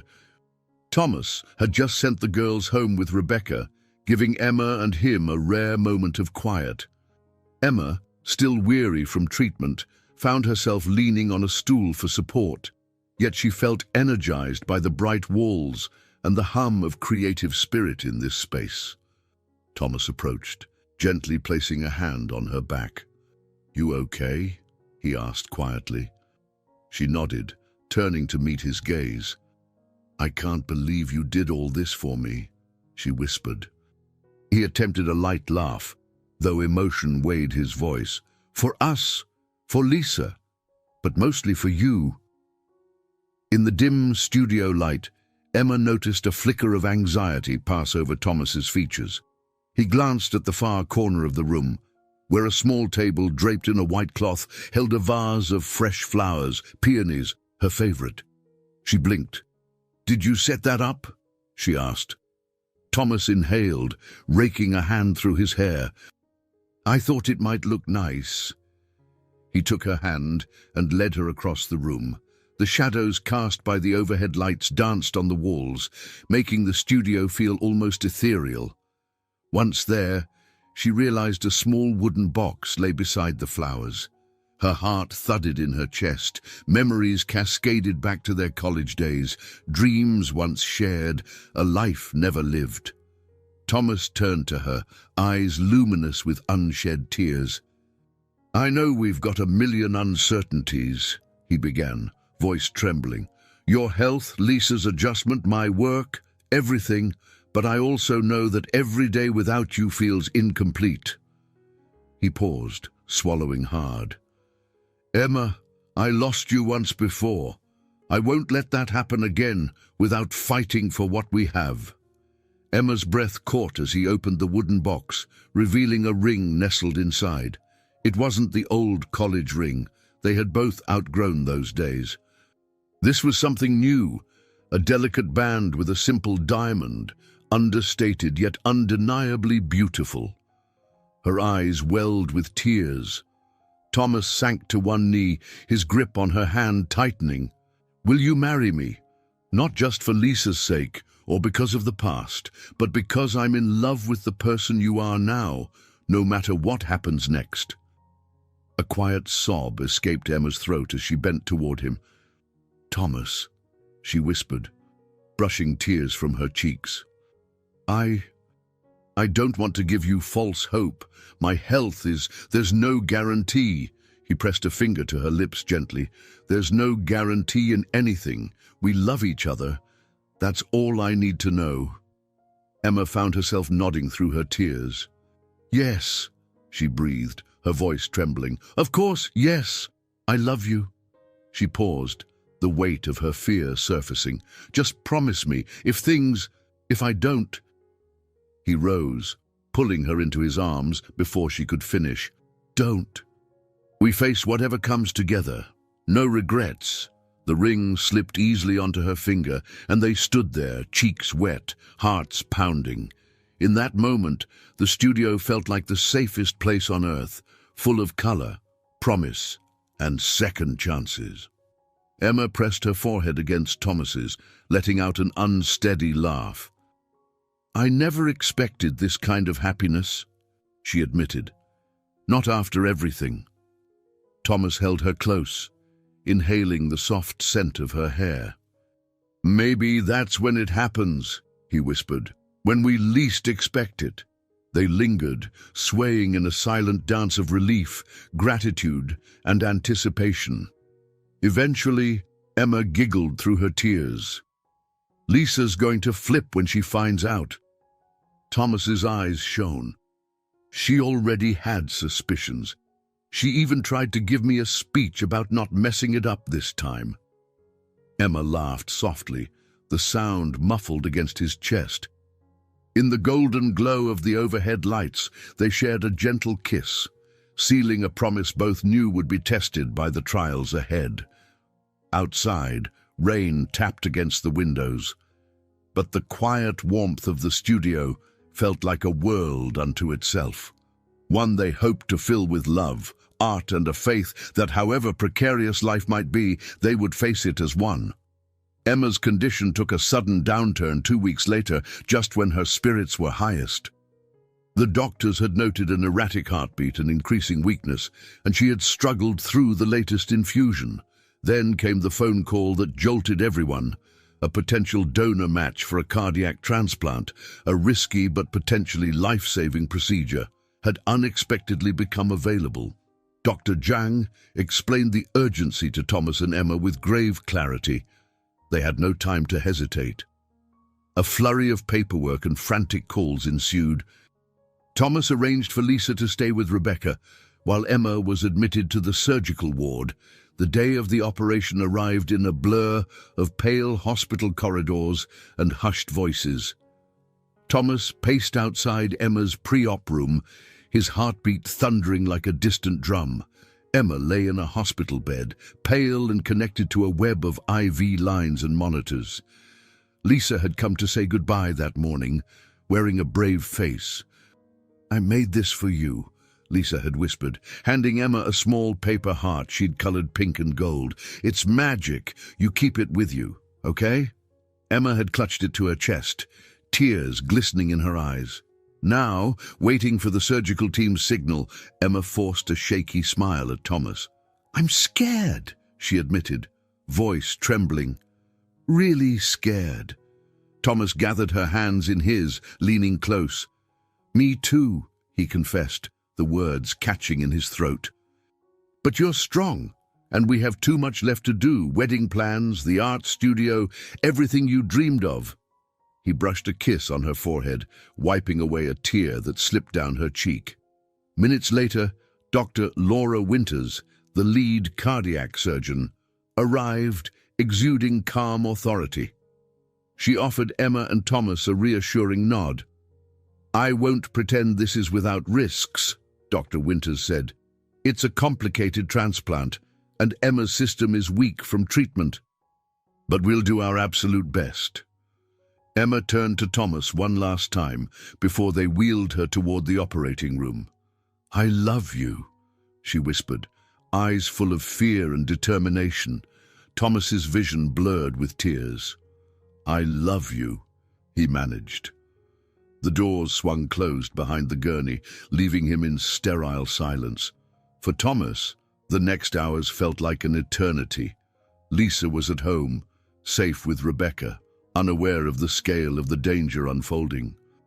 Daniel joined him in the waiting area, offering quiet support. Outside, rain battered the hospital windows, and the bleak grey of the Seattle sky mirrored the dread in Thomas's heart. Every so often, a nurse emerged to provide an update.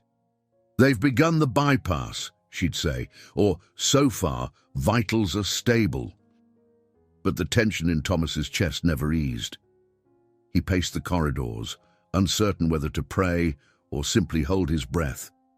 Daniel pressed coffee into his hand, urging him to stay calm, but Thomas could hardly drink. Time stretched oddly, the hospital clock ticking in slow motion. Then, abruptly, the clock seemed to race forward, and the waiting room lights felt too bright. A nurse hurried over to Thomas with an urgent expression. "We've had a complication. Dr. Winters is working to stabilize her." Thomas's heart lurched. "Complication," he croaked. The nurse nodded, eyes grave. "They're performing an emergency procedure. Please wait here." The next half hour was a blur.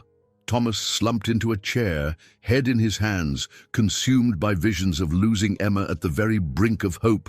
Daniel hovered nearby, silently rubbing his friend's shoulders. The hush of the waiting area magnified each second until the tension seemed unbearable.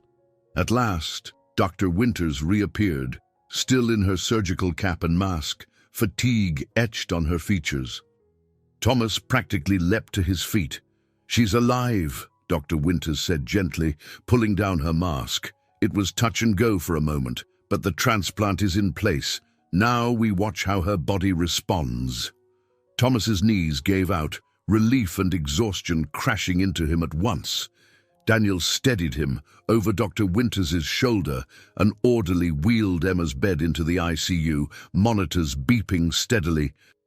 Through the glass window, Thomas glimpsed her pale form, chest still bandaged, eyes closed in deep sedation. He pressed his hand against the cold glass, tears streaming down his face. The road ahead remained uncertain, Rejection of the new heart was a real possibility, and her recovery would be fraught with challenges. Yet, she was still here, still breathing. And as the surgical lights flickered in the background, Thomas felt his own heart pounding with renewed hope. Quiet beeps and hushed footsteps filled the intensive care unit. Emma lay propped against pillows, her newly transplanted heart beating in steady, tentative rhythms. The post-operative swelling cast faint bruises across her chest, and a tangle of IV lines fed her body the medications that would keep rejection at bay. Dr. Winters moved through her early morning rounds, gently examining the incision site and reviewing the monitors. Thomas hovered nearby, every nerve on edge. Lisa wasn't allowed in the ICU yet. Hospital policy forbade children from entering during critical post-surgical care, but she sent handmade get-well cards that Thomas taped along the wall behind Emma's bed. One card bore a childlike drawing of a big red heart labeled Mom Number 2, a title Lisa had started using in whispered moments of hope. Seeing Lisa's scrawled words made Emma's eyes glisten. When Thomas read them aloud, Emma's breath caught in her throat, raw gratitude mingling with exhaustion. The first days were a blur of vital checks, endless blood tests, and cautious optimism. While Emma drifted in and out of a sedated haze, Thomas clutched her hand whenever she stirred. Each time she squeezed back, however weakly, he felt a surge of relief. Dr. Zhang consulted frequently with Dr. Winters, nodding over charts and calibrating Emma's medications. Progress, while real, was fragile. By the end of the first week, Emma had gained enough strength to leave the ICU. The moment she opened her eyes in a quieter recovery room, she spotted Lisa perched in a nearby chair. A nurse's special permission slip pinned to her sweater. Lisa's excitement radiated across the sterile environment. She bounded over, carefully mindful of the tubes. "Emma, I'm here," she whispered, as if afraid to speak too loudly. Emma's eyes filled with tears, and she lifted her hand to stroke Lisa's hair.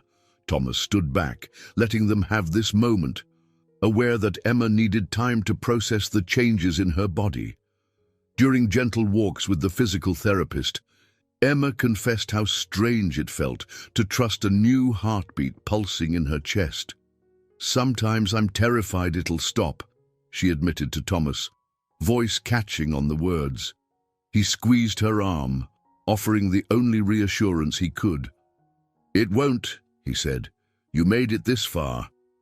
At night, Emma struggled with nightmares, flashbacks of the surgery, or panicked dreams of her body rejecting the heart. More than once, Thomas woke to see tears shimmering in her eyes, though she tried to hide them. He'd take her hand or rub her back until the tension ebbed.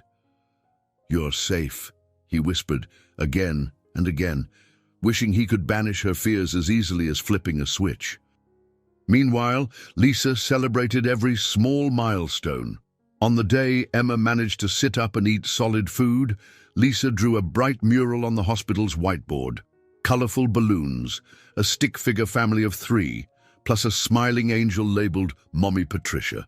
Emma noticed that last detail with a pang, reaching for Thomas's hand. He nodded, tears threatening.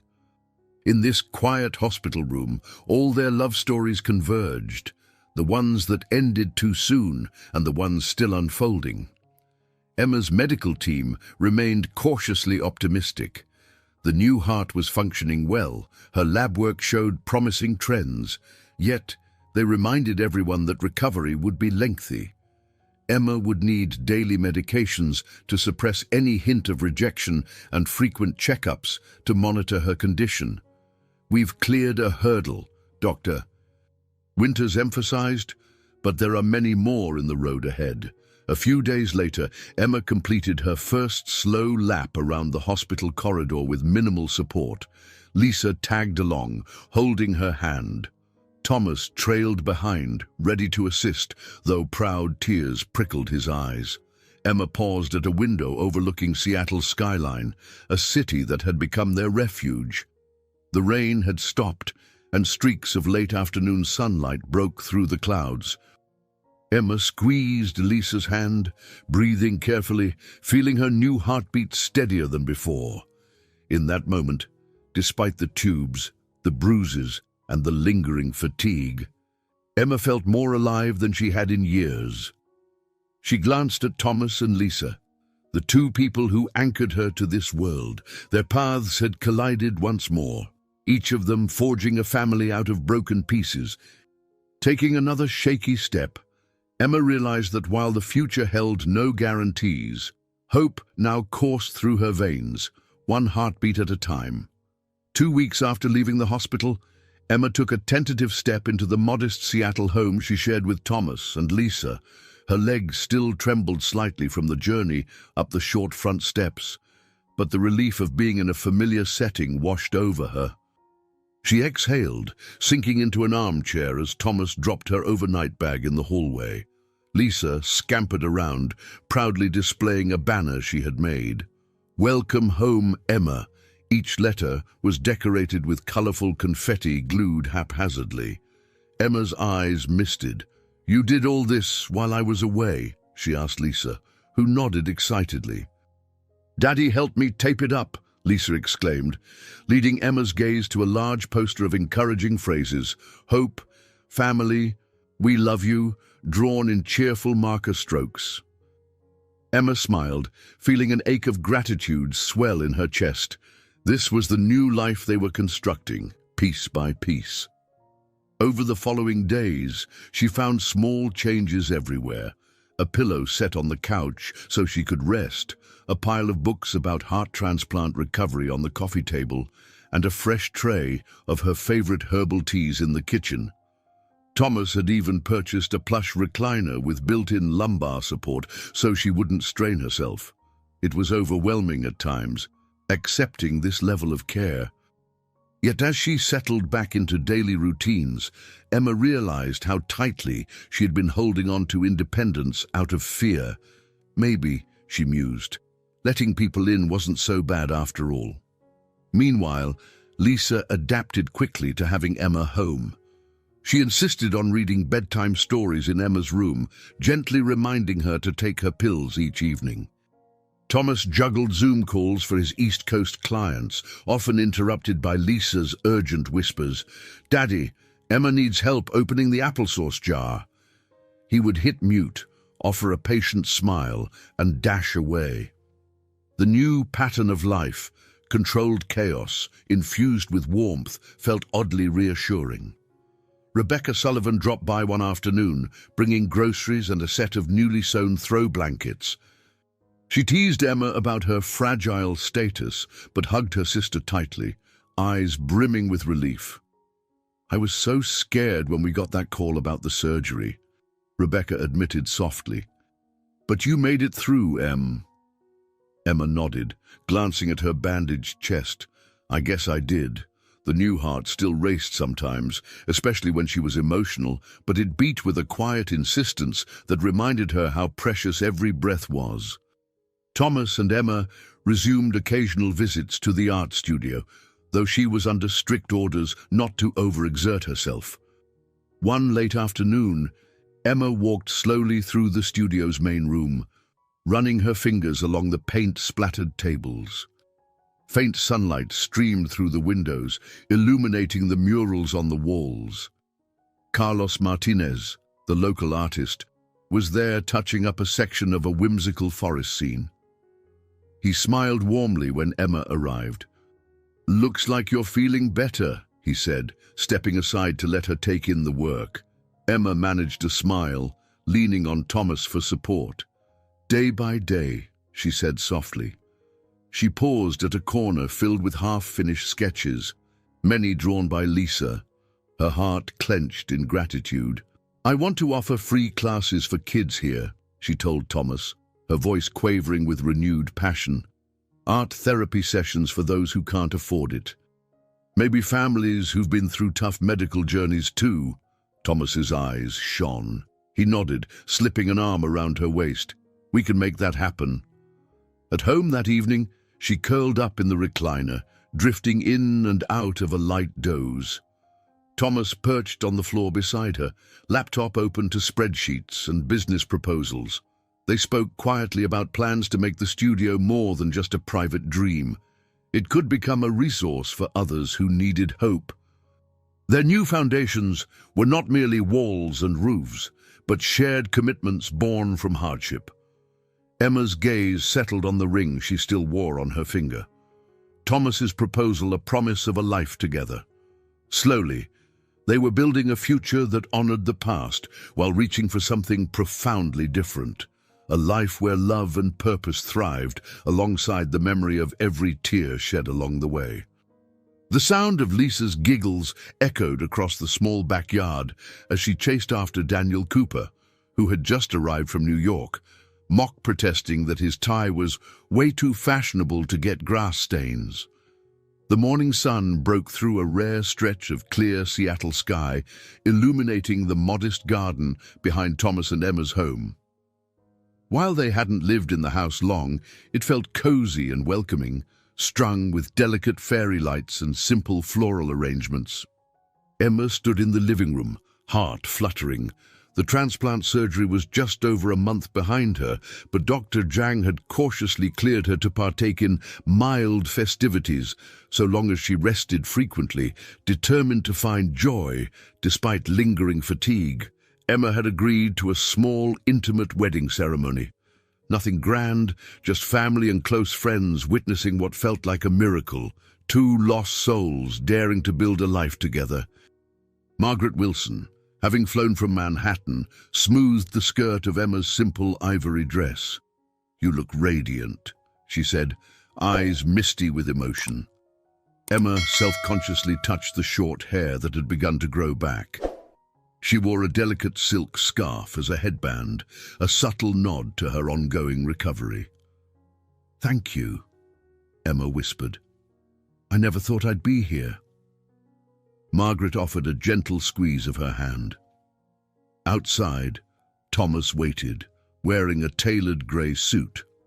At 38, with strands of grey accenting his temples, he looked both dignified and deeply moved by the occasion. Lisa clung to his side, wearing a pale blue dress.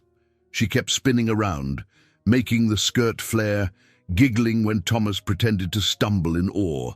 A small gathering stood near a simple wooden arch Emma and Thomas had decorated the night before with white ribbon and fresh flowers. Rebecca adjusted the final details, fussing over a lopsided bow. She was determined that her sister's special day be perfect in every small way. Daniel hovered with a camera, joking that he might pivot from law to wedding photography if he got enough compliments. At precisely noon, Emma emerged from the house, guided by Margaret's steady hand. The hush that fell over the backyard was punctuated only by soft birdsong. Thomas's eyes brimmed with tears the instant he saw her. Under the gentle sunlight, Emma's pale cheeks glowed, evidence of her ongoing struggle, yet also of her resilient spirit. Each step she took toward him was a testament to survival, love, and the unwavering hope that had carried them. A long-time family friend officiated, keeping the ceremony succinct per doctor's orders. Yet every word felt imbued with meaning. Lisa acted as ring-bearer, carefully balancing a small cushion with 2 gold bands. She handed them over with a flourish, beaming with pride. The officiant spoke of second chances, the sacredness of promises, and the courage it takes to embrace love after loss. When Emma and Thomas exchanged vows, their voices trembled with emotion. Emma's vow was a raw testament to the life she almost lost and the gratitude she felt for a second chance. Thomas's vow honored Patricia's memory, acknowledging how that love had shaped him into the man who now stood ready to pledge his heart again. He pledged to protect Emma, not out of fear, but out of respect for the preciousness of each day. Tears slipped down Lisa's cheeks as they sealed their vows with a soft, reverent kiss. Applause erupted, small but spirited. and Emma buried her face in Thomas's shoulder. She felt the reassuring thrum of her new heart, a steady reminder that fate had brought her to this improbable moment. Under the blooming cherry tree, friends and family gathered for a casual reception. A simple buffet was set on a picnic table. Daniel led impromptu toasts, teasing Thomas about finally learning to dial the right number this time. Margaret dabbed at her eyes, remembering the stoic CEO she once knew, now openly wearing his happiness. Rebecca and Lisa cut slices of a small wedding cake, their laughter ringing bright and hopeful. There was no grand finale, just a gentle ebb of conversation, music, and warm embraces as daylight softened into dusk. For Thomas and Emma, it was exactly what they needed, a quiet affirmation that in a world full of heartbreak, love could be resurrected, fragile but fiercely determined to endure. A full year had slipped by since Emma's transplant, 1 year of tentative steps forward, scattered setbacks, and growing confidence in her newly beating heart. On a bright Saturday morning, the trio gathered at the art studio, which had evolved into a vibrant community space. Children bustled about, brandishing paintbrushes and crayons, while parents sipped coffee in a corner lounge area. Emma, her hair now cropped in a short, stylish cut, oversaw a class of wide-eyed 6-year-olds learning to blend watercolors. Thomas watched from near the entrance, a sense of pride welling in him. Lisa, now 7, assisted Emma by passing out cups of rinse water, lecturing the younger kids on keeping their paint from spilling. A year ago, Emma had been so fragile that they wouldn't have dreamed of such a lively scene. Now, while she still paced herself and attended regular checkups, her color was good, her laughter genuine. Just then, Thomas's phone buzzed. He glanced at the screen, a smile dawning as he answered. "Yes, this is Thomas Reynolds," he said, stepping away from the bustle. Within seconds, his face lit with pure joy. "Are you sure? Yes, of course we can. Absolutely." His excitement carried across the studio. Even Emma looked up, curious. When he ended the call, he caught Emma's eye. She tilted her head in question as he strolled over, trying to contain his grin. "Who was that?" she asked, handing a dripping brush to a giggling little girl. Thomas motioned Emma aside, near a half-finished canvas. Lisa hovered close by, sensing something important. "It was the adoption agency," he explained. "They have a match for us, a boy, 4 years old, needing a permanent home. They said we can meet him next week." Emma's eyes widened, hands flying to her mouth. They had submitted the adoption application months ago, spurred by their shared desire to expand their family and offer stability to a child who needed it. However, they hadn't expected news so soon. "Oh my goodness," Emma whispered, tears brimming as her gaze flicked to Lisa. Lisa squealed, spinning in a circle. "I'm gonna have a brother." They huddled together, hearts pounding with excitement and trepidation. Lisa fired off questions. "Does he like to draw? Is he tall? Will he share my room?" Emma knelt down, hugging Lisa. "We'll find out all of that. But yes, you'll be sisters." Thomas bent to kiss them both, murmuring, "This could be our next big chapter." The news spread quickly among the small group assembled for the children's art class. Daniel, visiting from New York, raised his coffee cup in a toast. Margaret, who had popped in for a weekend trip, dabbed at her eyes.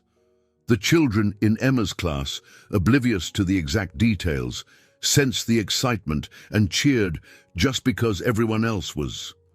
The entire studio buzzed with that sweet, expectant energy, a family on the cusp of a new beginning. After class, they locked up the studio and stepped outside into crisp sunshine. Thomas paused to look at the sign overhead that read, "Colorful Journeys," the name they'd chosen almost a year ago. He remembered how, back then, everything felt so uncertain. Now, though challenges remained, hope flourished in every direction. Lisa grabbed Emma's hand, bouncing on her toes. Can we get him next week? Is that what the call meant? Emma smiled, tears of joy slipping down her cheeks. We'll meet him first, sweetie. We'll see if it's a good fit for him and for us. And if all goes well, yes, he'll come live with us. Thomas wrapped an arm around Emma's waist, pressing a grateful kiss to her temple. He marveled at how life had circled around again, offering them the possibility of another accidentally dialed moment, something unexpected yet transformative. The ringing phone, once a harbinger of fear or corporate emergencies, had now brought them a chance to rewrite another child's destiny and their own. As they walked down the sidewalk, Lisa chattering happily about showing her new brother the best crayons and paint sets, Emma cast a final look at the vibrant studio behind them. In her chest, the heart of a stranger kept beating with steadfast determination. She squeezed Thomas's hand. "Sometimes," she whispered, "the biggest blessings come when we pick up the calls we never saw coming." Thomas smiled down at her. "And sometimes," he murmured back, "that one wrong number ends up being exactly the right call all along." Their laughter mingled with the sounds of the bustling Seattle street as the family, hand in hand, stepped forward into the next chapter of their incredible story, ready to embrace whatever life dialed their way. I hope you enjoyed today's story. Subscribe to the channel so you don't miss more stories like this. Leave a like and comment below what you thought of the story. See you in the next video.